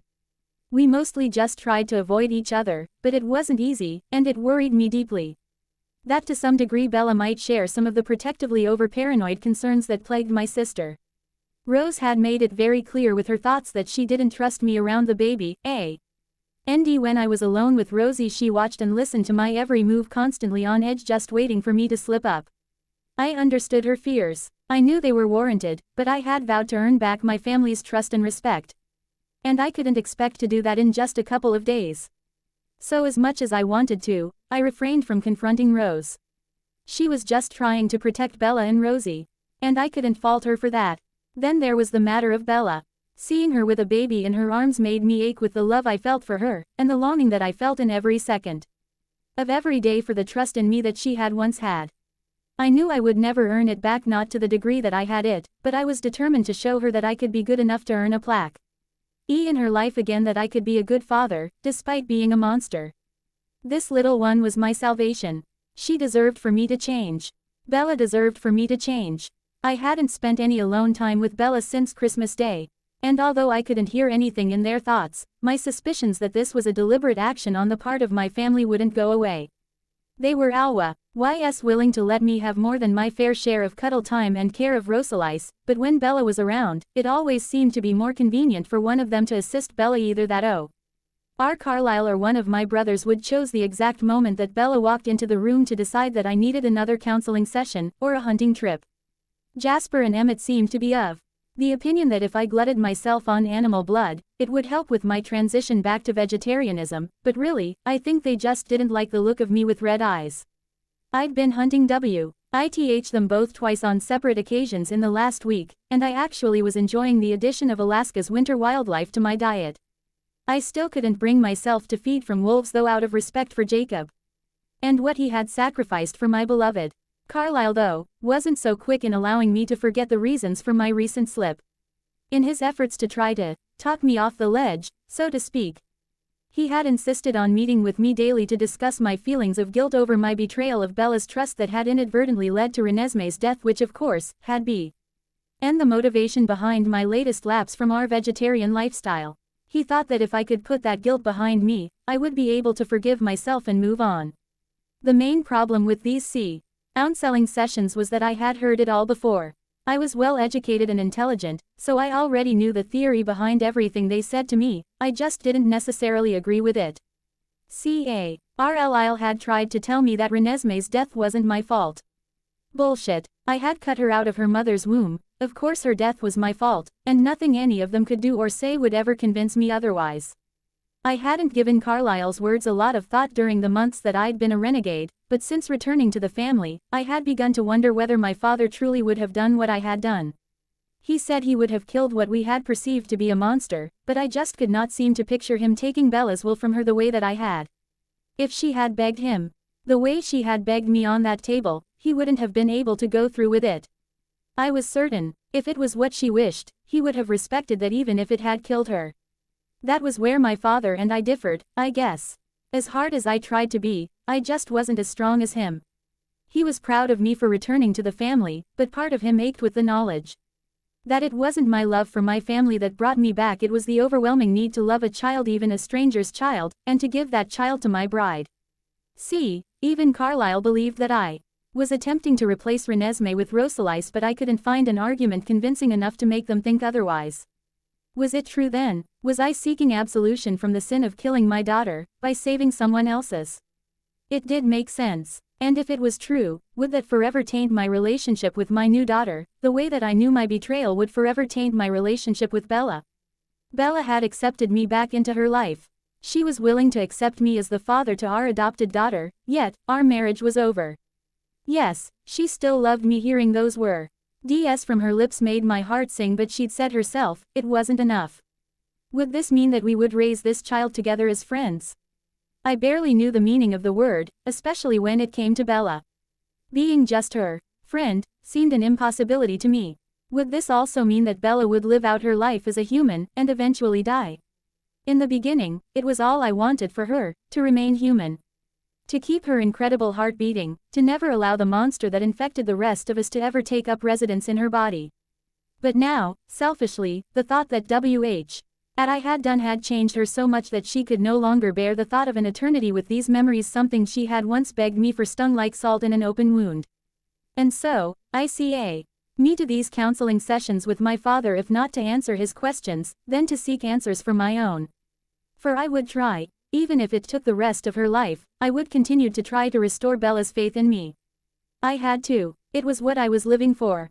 It was why I had come back. Edward, it truly did amaze me that such a tiny, helpless little creature could already have such a strong hold over my heart in just 2 short weeks. If Rosalise cried, my heart went out to her, and I would do anything necessary to take away the need for her sorrow. If she yawned, I would rock her in my arms and sing her soft lullabies until she went to sleep, but the first time she smiled, I honestly thought that I was about to melt into a puddle of goo. She had so thoroughly and completely won my love.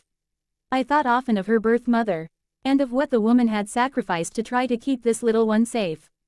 I wondered if she would be happy knowing that I had kept her child, and was continuing to protect her from exploitation. I also wondered how she would feel if she knew her daughter was being raised by a family of vampires. Rosalise's presence in our lives had certainly changed Bella. It was rare nowadays to see her without a smile or a look of contentment on her face, but I had to wonder how deep that contentment ran. Several times I had caught her daydreaming, distance in her brown eyes. And I was sure that she was remembering our daughter. I hated that I had caused her so much pain, and I longed for the chance to have another deep and meaningful conversation with her, but as reluctant to when there were 6 pairs of very astute ears in the apartment, quite capable of hearing every word even through closed doors. I didn't have to wait for long though. The opportunity arose just a few days later. On Wednesday afternoon, when Carlyle came rushing into the apartment in an excited whirl of snow, brandishing tickets to the Baryshnikov version of The Nutcracker ballet. An absolute favorite of Esme's and my sister's. He had gotten all 6 of them tickets, much to Emmett's dismay, and they would all be attending the ballet together in Paris tomorrow night, flying in the morning and staying for the weekend in the villa that Emmett and Rosalie kept in the heart of the city, simply for the convenience of such weekend escapes. I could have kissed him. I knew exactly why he hadn't invited Bella and I. And it had nothing to do with the reasons he had mentioned about the baby being too young to travel, or having no one to mind her. My father was an amazingly generous and self-sacrificing man. He would happily have given up his own ticket to Bella and offered to mind the baby. No, it wasn't that at all. I knew that this expensive, little weekend getaway was for no other reason than to give Bella and I some alone time together, to bond as parents with our new daughter and to get reacquainted with each other. I was pretty sure Bella knew it too, and what surprised me most was that she didn't seem to mind. The apartment was so quiet after they had gone, it felt too large and empty, and just a tiny bit awkward. My family hadn't left Bella and me alone together since Christmas Day. And the sudden removal of all distractions and excuses not to communicate had suddenly flown away with the rest of my family. It was just the 3 of us, for 4 whole days. I was thrilled. Bella, of course Alice had warned me, but that didn't make this any easier, or less awkward. Carlyle was trying to give Edward and I some privacy, and I both understood and respected his reasons behind it. But I felt like I was being kept out of the loop on what they all clearly knew was going to happen, like the music had stopped and I was left alone in the middle of the dance floor, and all eyes were on me, waiting for me to make the next move, but I had no idea what to do. After Christmas, I had managed to corner Alice and wheedle an honest answer out of her about the vision she had seen of me with a husband and baby. Sheepishly, she had admitted that it had become a stronger image over time, and it was now very clearly Edward and Rosalise that she had seen in her vision. She could see that Edward and I would be together again, but she refused to tell me any more than that. I couldn't help it. I was angry at Alice for not telling me this sooner, angrier at Edward for not having had a proper conversation with me for the past 2 weeks, when he obviously knew what Alice had foreseen, but mostly, more than anything else, I was angry at myself for still loving him. How could I still have feelings for the person who had murdered my own child? How could I allow him anywhere near my new child? Why couldn't I just take this new baby and turn away from this family? And start out our lives anew as mother and daughter, completely free of the supernatural world? Of course it had occurred to me that I would eventually have to do just that, and do it before Rosalise got to an age where she would recognize her father, aunts, uncles and grandparents for what they were. Really, it would be easier to do it sooner rather than later, just make a clean break and never look back. I knew that would be the best thing to do. I just couldn't seem to be able to do it. It would break their hearts, all of them, but mostly, I think I knew that it would be Edward's undoing if he lost her and me now. And my love for him, however irrational and undeserved, was too strong to enable me to be the cause of his downfall. Alice wouldn't tell me whether I would be turned in my future or not. She said that decision hadn't been made yet, and it rested entirely on my shoulders, so she wouldn't know until I did.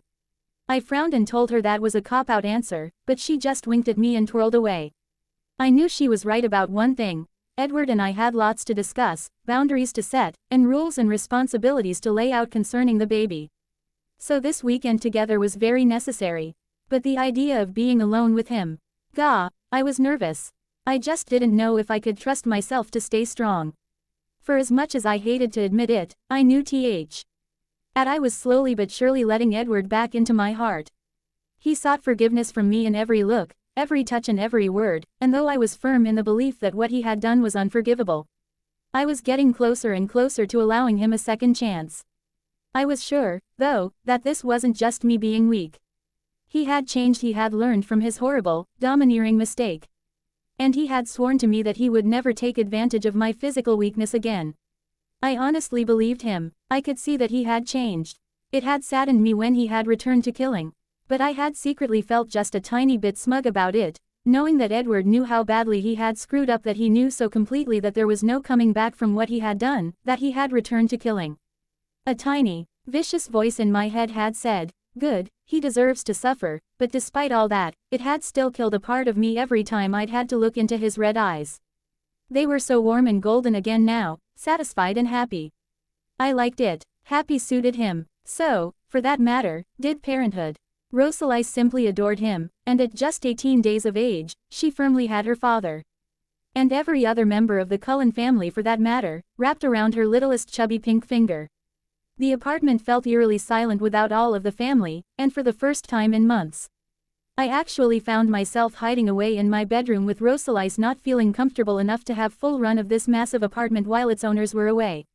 I knew that I was being silly, but that didn't make the feeling go away. Edward hadn't come back upstairs with us after bidding his family goodbye, so it was just the baby and me, on our own. It felt strangely wonderful. I sat with her on the bed, holding her in the crook of my arm, content just admiring her perfection. She gazed up at me, those beautiful shadowy eyes that were beginning to show a tinge of green half closed in weariness. And she yawned widely, bringing her tiny fist up to her face as she did. I grinned happily down at her and moved so that we were laying, side by side on my bed, my head on the pillow. My arms protectively encircled around her as she lay quietly, ready for sleep. My back was to the door, so I didn't hear or see Edward come in, but I could sense that his eyes were on us long before he leaned over me to tuck a soft quilt around Rosalie's body. His long, pale fingers smoothed the quilt over her, then gently, but very deliberately traced up my arm, tenderly stroking my skin, leaving goose flesh in their wake. Even I could hear my traitorous heart quicken, and I gazed up at him just a little shocked, as he leaned over me to softly kiss Rosalie's forehead. Sweet dreams, my angel. My breath caught in my throat as he touched my arm again, and I tried not to focus on the quickening in my stomach. God, what was wrong with me? Rosalie would have none of that. As she saw him attempting to withdraw from the room, she let out a soft squawk of protest, obviously wanting another of her father's beautiful songs to lull her into sleep. Edward knew it too, he could see it. Her mind and glanced at me questioningly, seeking permission, before circumnavigating the bed and laying down on the other side of her, facing me. He took one of her tiny hands in his as he began to hum my lullaby, never breaking his eye contact with her until her sleepy lids fluttered closed, then his smoldering golden gaze shifted to meet my tear-filled eyes. His fingers left our daughter's hand, and flew to my face, quickly wiping at my tears, but when he stopped humming, I moaned, as if in pain, and quietly begged him for more. He leaned over, slowly giving me plenty of time to back away if I wanted to, and pressed his lips to my cheeks, kissing away my tears. I watched his tongue dart out to lick the salty water off his lips, and he moaned at the taste of me before trailing his lips gently down my cheek, pressing soft kisses against my flesh, and with a sigh, he brushed his mouth against mine in a tentative kiss. Well aware of the sleeping baby on the bed between us, I didn't react quite as passionately as I wanted to, but I couldn't refrain from pushing myself up off the bed, onto my knees, leaning towards him, deepening the kiss. A desperate, longing growl emitted from my throat as he stepped back and took me into his arms, my legs quickly and automatically wrapping around his waist, my hands wildly gripping his shoulders, running through his hair, my body thrilling at being pressed so tightly to him in this sudden fit of passion, and the motion of his long, artistic fingers stroking patterns up my back, while his other hand easily held my willing body against him. What in hell am I doing? Apparently Edward had the same thought. 1 second we were entangled together beside my bed, then I think I had time to blink before I realized that we were in the living room. I had been placed on the couch and Edward was 10 feet away from me, his hands on his knees as he gasped for unnecessary breath. Even from across the room I could see that his eyes were dark with desire, but as I sat struggling for control on the couch, I could also clearly make out the confusion and self-hatred on his face. I didn't need a psychology degree to figure that one out. He was ashamed. He thought he'd taken advantage of me. Swallowing my resolve and if was being completely honest, my feelings of betrayal of Renesmee, I pushed myself up off the couch and approached him. He straightened up as I neared him, obviously wondering what I was going to do. He just stood still and waited. I smiled. Reaching up to his face, I put my hand gently on his cheek, cupping my palm around it. Then I placed my other hand against his beautifully sculpted chest, steadying myself against him as I raised up on my tiptoes to brush a feather-light kiss across his lips. Sighing as we broke contact, I allowed him to pull me against his body, loving the feel of his hard cold body against mine. I felt like I had come home. I reached up with my fingers, between our bodies, and undid his top button so that I could press my cheek against his bare skin. We can't rush this, Edward the First can't, I stammered a little over my words, trying to think of how to tell him that my heart had suddenly constricted and told my brain that I shouldn't be starting something like this. It was doomed to have to come to an end for Rosalice's sake, but I just couldn't pull away. Yes, this would definitely have to be a gradual change. It was all so confusing. He pressed a gentle kiss to the top of my head, and I swear I could feel his lips smiling even through my hair. Love, we have all the time in the world. I wanted nothing more than to believe him in that moment, but I didn't see how it could be possible. Bella, I still wasn't entirely sure why I agreed to go out to dinner with Edward. Apart from the fact that I had always felt self-conscious sitting in a restaurant with someone who doesn't eat, we had the apartment to ourselves, so we didn't need to go out to get privacy. In fact, it would have been more private for us to just stay at home. Maybe that was why he had suggested this evening outing. He didn't want me to feel uncomfortable. Still, I couldn't deny the showy, new mom pride that was thrilled to be taking my baby out into the world for the first time. I couldn't wait to show her off in public, and an impromptu night out for dinner seemed to be the perfect way to introduce her to the world. Of course, since I was the only one that would be eating, Edward gave me full choice of where we would go, and when I replied that I was in the mood for Thai, he grinned. Ooh, he said excitedly, clearly thrilled that I had accepted this dinner date without question or hesitation. There's a great little Thai place up at Ok Bay, called Chan's. I grinned. You've dined there a lot, have you? I joked, arching an eyebrow at him. He rolled his stunning golden eyes at me. No, I've heard people talking about it. They say it's great. It was unusually mild January weather. But I still wouldn't take any chances with Rosalice, bundling her up in the warmest thick quilted suit that I could find in her ridiculously expansive wardrobe, and teaming it with a hooded jacket and beanie, mittens, scarf and booties, then wrapping her in blankets so that all that was really visible of her were her eyes. Edward laughed when I brought her out of the nursery, holding the bedrow looking bundle against my chest carefully, to make sure I didn't trip over any trailing blankets. I thought that I should probably relinquish her to Edward for the walk down all those stairs, just in case my Swan lack of grace and equilibrium should choose this moment to rear its ugly head. I glanced up into his amused face and handed her over without a word, watching Edward gently tuck her in against one shoulder. Before I ducked quickly back into the nursery to fetch her pram, the bassinet insert already securely in place of the seat, the wide wheels gliding effortlessly on the dual suspension. Alice had really gone overboard. But for once, I didn't mind.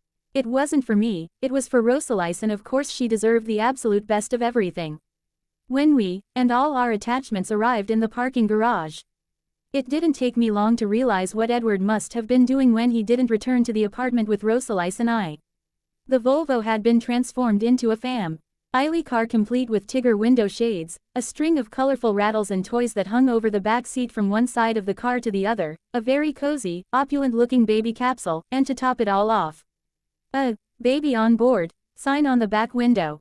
He grinned at me as he watched the realization dawn on my face, and I met it with my own smile, very glad that he had thought of everything. Gently, he lifted her in her cocoon of blankets from his shoulder into his arms and crawled into the backseat with her, taking more time, care and precision to settle her correctly into the chair T. I'd ever seen him do with anything before.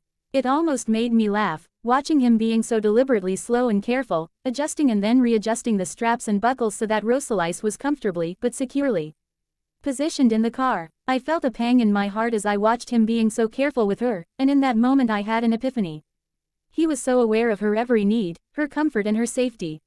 It made my heart swell with love that he was already such a wonderful father, but it also hurt my heart that this child that he was being so gentle with wasn't our biological child. Because he had killed her, but I couldn't forever punish him for that mistake. He hadn't meant Renesmee any harm, he was just trying to save my life. He couldn't have known what she was. I realized that now. Actually, I think I realized that all along, but my anger at him for violating my free will, combined with the grief of losing my daughter, had made me need to blame him when, in reality, if he hadn't done what he had done, Renesmee and I both would have died. It wasn't fair of me to punish him forever for saving my life. She had been an impossibility from the start. I couldn't blame him just because I hadn't realized that in time. He was my husband. He had promised to love and protect me. Didn't saving my life fall under the heading of protection? Hang on, was my husband. Still is my husband yet. How terribly have I treated him? Slow down, Bella. My mind screamed in protest at my heart, but I already knew it was fighting a losing battle. I'd had to accept that Edward was going to be a part of my life. A part of Rosalise's life for at least the next few years. After that, I wasn't sure. But if all I had with him were the next few years, I wasn't going to waste them just being his friend. Because friendship with Edward was a lie, and I wouldn't live a lie. We would never be just friends. My soul belonged to him, and in spite of the fact that I knew I could never fully forgive him for my daughter's death, I still loved him. I didn't even know if that made sense, but my love for Edward had always been nothing if not complex. It would take time, but if he could prove that he had changed and was willing to try, then I would too. I just had to come up with a way to get my head and my heart to agree, and come to a compromise, because this limbo of, are we, aren't we, was killing me as much as the knowledge that he had hurt me was so obviously killing him. I needed to put us both out of our misery, and I think I knew the perfect way to do it. Edward. We sat in silence on the way to the restaurant, but I could tell there was something heavy on her mind. I reached over the space between the seats, and felt a thrill shoot through me when she slid her fingers easily between mine, entwining them and bringing them to rest on her thigh. Just a simple gesture, yet it filled me with such hope that we were finally on our way back to each other. Bella lifted our leaping daughter out of the car while I fetched the pram. I couldn't deny, the advancements in baby products had come a long way in my lifetime. This thing was positively revolutionary. I struggled with the clasps and clips, cursing under my breath in frustration and feeling very tempted just to give it a good hard yank, but having the pram snapped into several different pieces wasn't going to help this situation. I heard a soft noise behind me, and turned to see Bella in a fit of silent giggles. Would you like some help with that, Edward? I shot her a dark look and tried one more time to separate the pram from its folded position, but gave up when I heard another soft chortle from Bella. Sulking, I stepped forward and took the baby wordlessly out of her arms. Bella laid the thing on the ground, held the handle, pressed a button and pulled. She looked up at me as the whole contraption slid silently together and clicked into place, trying but not succeeding to contain her laughter. This is great. It looks like we've finally found something that you are not perfect at. I growled at her playfully as I lay the baby securely in the device, but let it go as I wrapped my arm loosely around her waist. And we all walked together into the restaurant. We sat at a quiet table by the window, and I scooped Rosalise into my arms as my alibi for not eating as Bella ordered her meal. Her amusement at the situation outside still played around her eyes and in the smirk across her lips.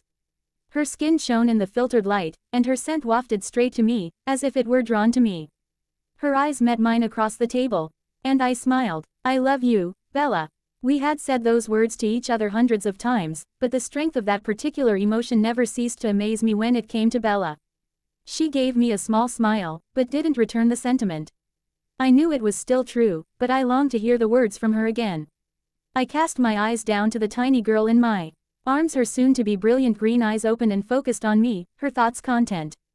I love you, Rosalise. The baby's thoughts didn't come in coherent sentences. She didn't know words yet, but she knew what she wanted. When she was comfortable or uncomfortable, hot or cold, and what she did and didn't like. And she liked hearing that. I smiled down at her, lifting her slightly so I could gently kiss her cheek. Bella leaned towards me across the table, a sympathetic look in her eyes as she all but whispered the words I had been dreading to hear since Christmas Eve. You know that I will have to take her away at some point, Edward, from you, and all of your family. Esme said that she can't know about you, or the Volturi will want her life, and I will not let them kill her. I'll need tea. Oh, take her somewhere where you can never come after us, Edward. I have to take her back to Forks. The wolves will protect us if they should ever come looking for me. She hesitated, and I knew that her mind had gone to Jake. Well, she amended, I think Seth will, anyway. I don't know about the rest of them, not after Jake. I interrupted, unable to contain my protest.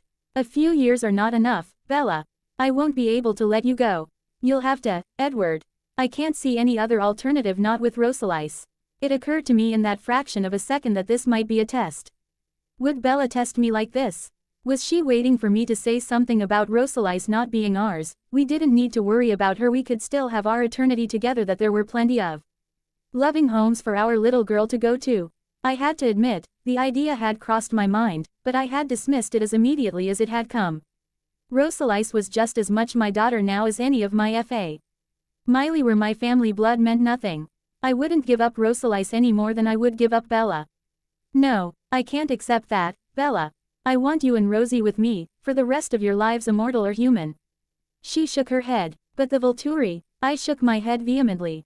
We will find a way, love. I swear it. She wouldn't give up. What if we can't? Rosalise has to come first, Edward. I won't risk her life by exposing her to that world. I hung my head. This was what I had promised her. That I would never again force her hand, never go against her wishes. If she demanded that I let her and Rosalise go, I would have to do it. Could I do it? I know, Bella. I won't risk her either, but I don't ever want to lose either of you. The thought of you raising her alone, I stopped as a worse thought hit me. And I had to consciously loosen my hold on the baby in my arms for fear of crushing her in my sudden anger. Or of you finding another man to help you raise her. I can't bear it. I will find a way for this to work. Quote. She nodded in response as the waitress arrived with her food, and turned her attention to her meal, but I could tell this conversation was far from over. Bella, after my fabulous meal, during which Edward sat at the table with Rosalise on his lap, feeding her out of a bottle, we returned home to put our little one to bed. I got the impression that Edward was just as excited at being alone with me as I was with him. Normally, on any given night, I would vary between sharing in the evening discussions with Esme and Carlisle, arguing with Alice over her newest additions to my wardrobe, or listening to the boys fight and wrestle or give their running commentaries on whatever sports happened to be on TV that night. But without all the extra people to keep us company, Edward and I were faced with the slightly daunting prospect of amusing ourselves, something that used to come naturally to us without any need for conscious thought, but that hadn't happened since our honeymoon. In fact, there were a few things that hadn't happened since our honeymoon, a fact that I planned to rectify tonight. I was forcing myself to be brave. Edward and I had been rough so much together that I refused to allow myself to be intimidated by our sudden renewed togetherness. We could do this. It was nothing to get all worked up about.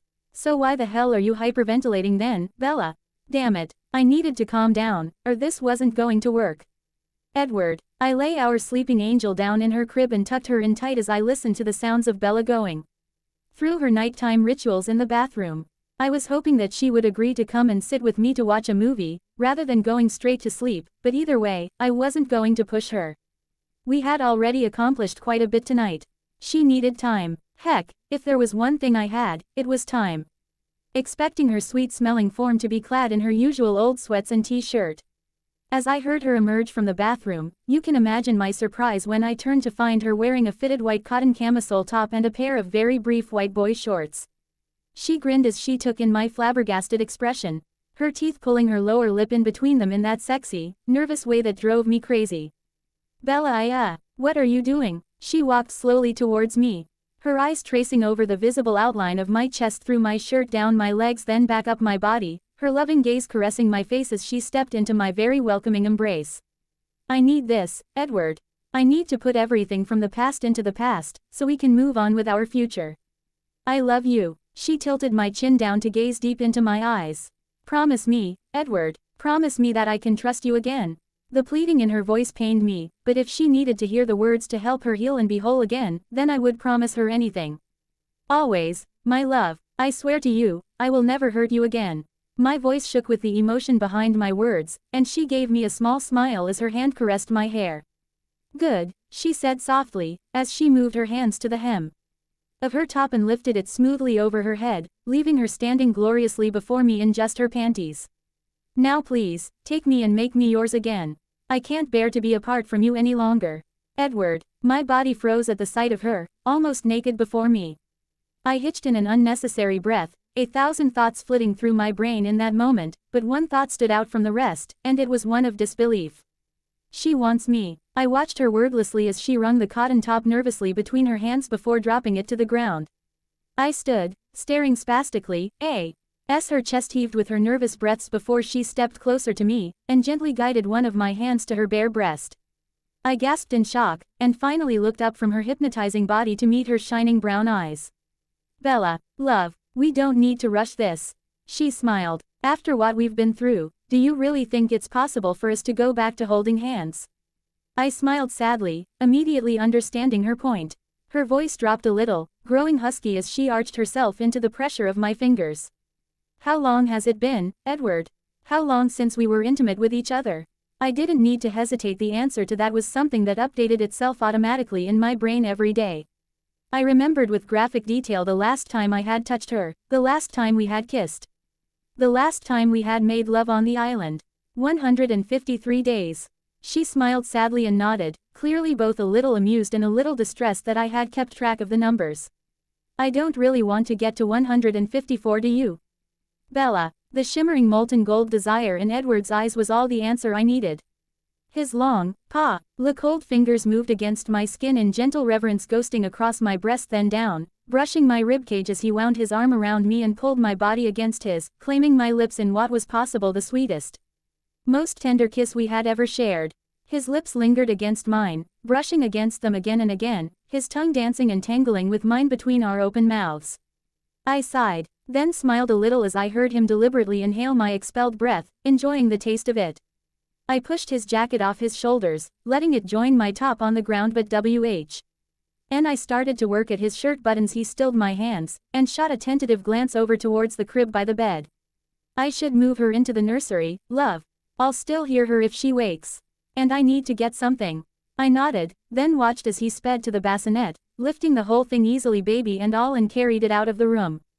2 seconds later he was back, and resumed his position in front of me. His beautiful crooked grin shining down at me. What did you need to get? He raised a hand to cup my cheek, and I automatically pressed into his caress, happily accepting the sweet kisses that he rained across down my forehead, my eyelids, my nose, before brushing lightly against my lips. I sighed, and had all but forgotten my question by the time he replied. Just something to protect you, my love. At my confused look, he pulled a small, foil square packet out of his pocket. I arched an eyebrow at him. Will that work? I mean, won't the venom just eat straight through it? He shook his head. Apparently not. Rose makes Emmett use one when she doesn't want to deal with the mess. I blushed deep red, bowing my head a little in embarrassment, before I met his gaze again with narrowed eyes. Did you talk to Emmett about this? I was surprised that my voice sounded hurt, then I realized I wasn't feeling hurt, I was pissed. How dare he assume that this old happened just because we had some time alone? Did he think I was that easy? He laughed softly, stroking my cheek. No love, I've heard him complaining about it in his head. Honestly, it was Informa. Tion I didn't think I would ever need to use. I never dreamed that you would take me back. I still can't believe that you have forgiven me. I stopped then, and took a step back, my hand firmly on his chest. No, Edward the First haven't. He hung his head in shame, but not before I caught the very confused and hurt look on his beautiful face. You misunderstand me, Edward, let me make this entirely clear to you. I stepped forward, reaching out to him, and led him by his hand to the bed. I suddenly felt self-conscious being practically naked for this discussion, but I needed him to understand this before we could move on. I understand your reasons, Edward. I know why you took her out of me. In spite of everything that happened, I still love you. I have a feeling that I always will, but I want you. To understand that I can't and I won't ever forgive you for killing her, or for betraying me. This isn't forgiveness, Edward, but I don't want to think of it as weakness either, it's a second chance. If you can prove that you have changed and that you are willing to try again, then I am too. You own my heart. For a long time, I thought my heart had died when she did, but apparently, it's still th. Air Rosalice has proven that and it still belongs to you. With those words his arms came around me in a desperate embrace, his cheek pressed firmly against my left breast and I knew he was listening to my heartbeat. I don't deserve you, Bella. I pressed my tear-streaked cheek against his hair, knowing that he could feel, and possibly smell, my tears, but I didn't care.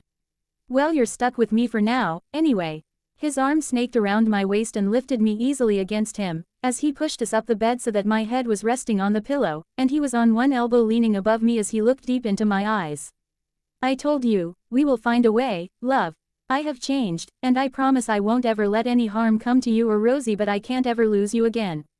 We will find a way for this to work.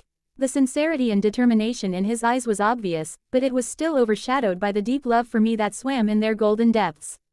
I was mesmerized by his proximity, his words, his love, his scent, and I suddenly couldn't remember what we had even been talking about. He saw, or possibly felt, my shift in mood, and pushed himself back a little as my hands fluttered to his shirt. Quickly undoing the buttons, and pushing the offending material back off his arms, freeing his perfect body before they moved to the button on his pants, desperate to have his bare skin against mine.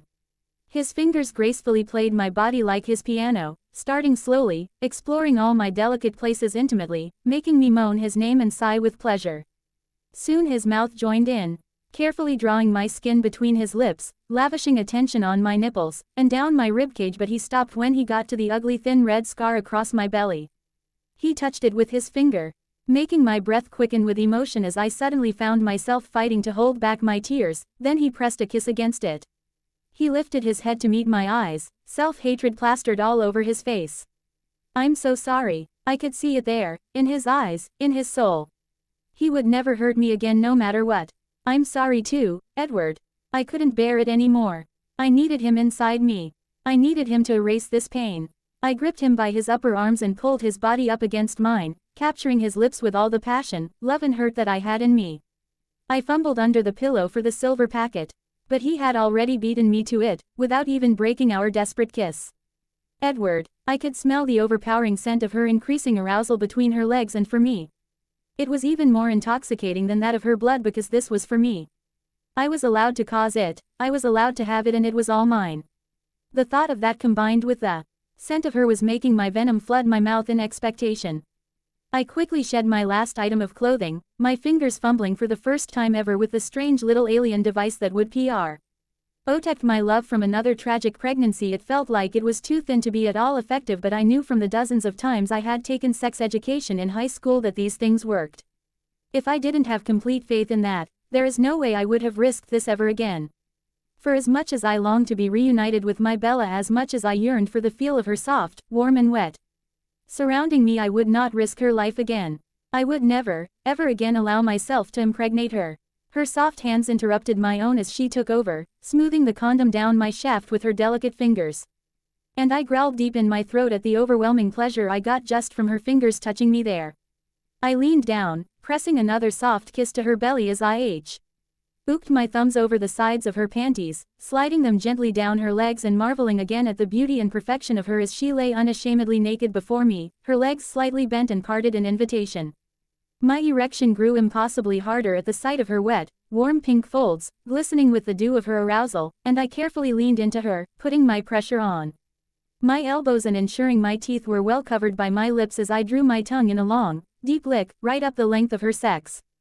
I was instantly heady with the sensation, the taste of her sweet nectar, and while I could quite happily have sipped the juices from her body for the rest of my existence, I sensed that she needed more than just an orgasm. I could hopefully explore my new culinary interest in her flavor another time.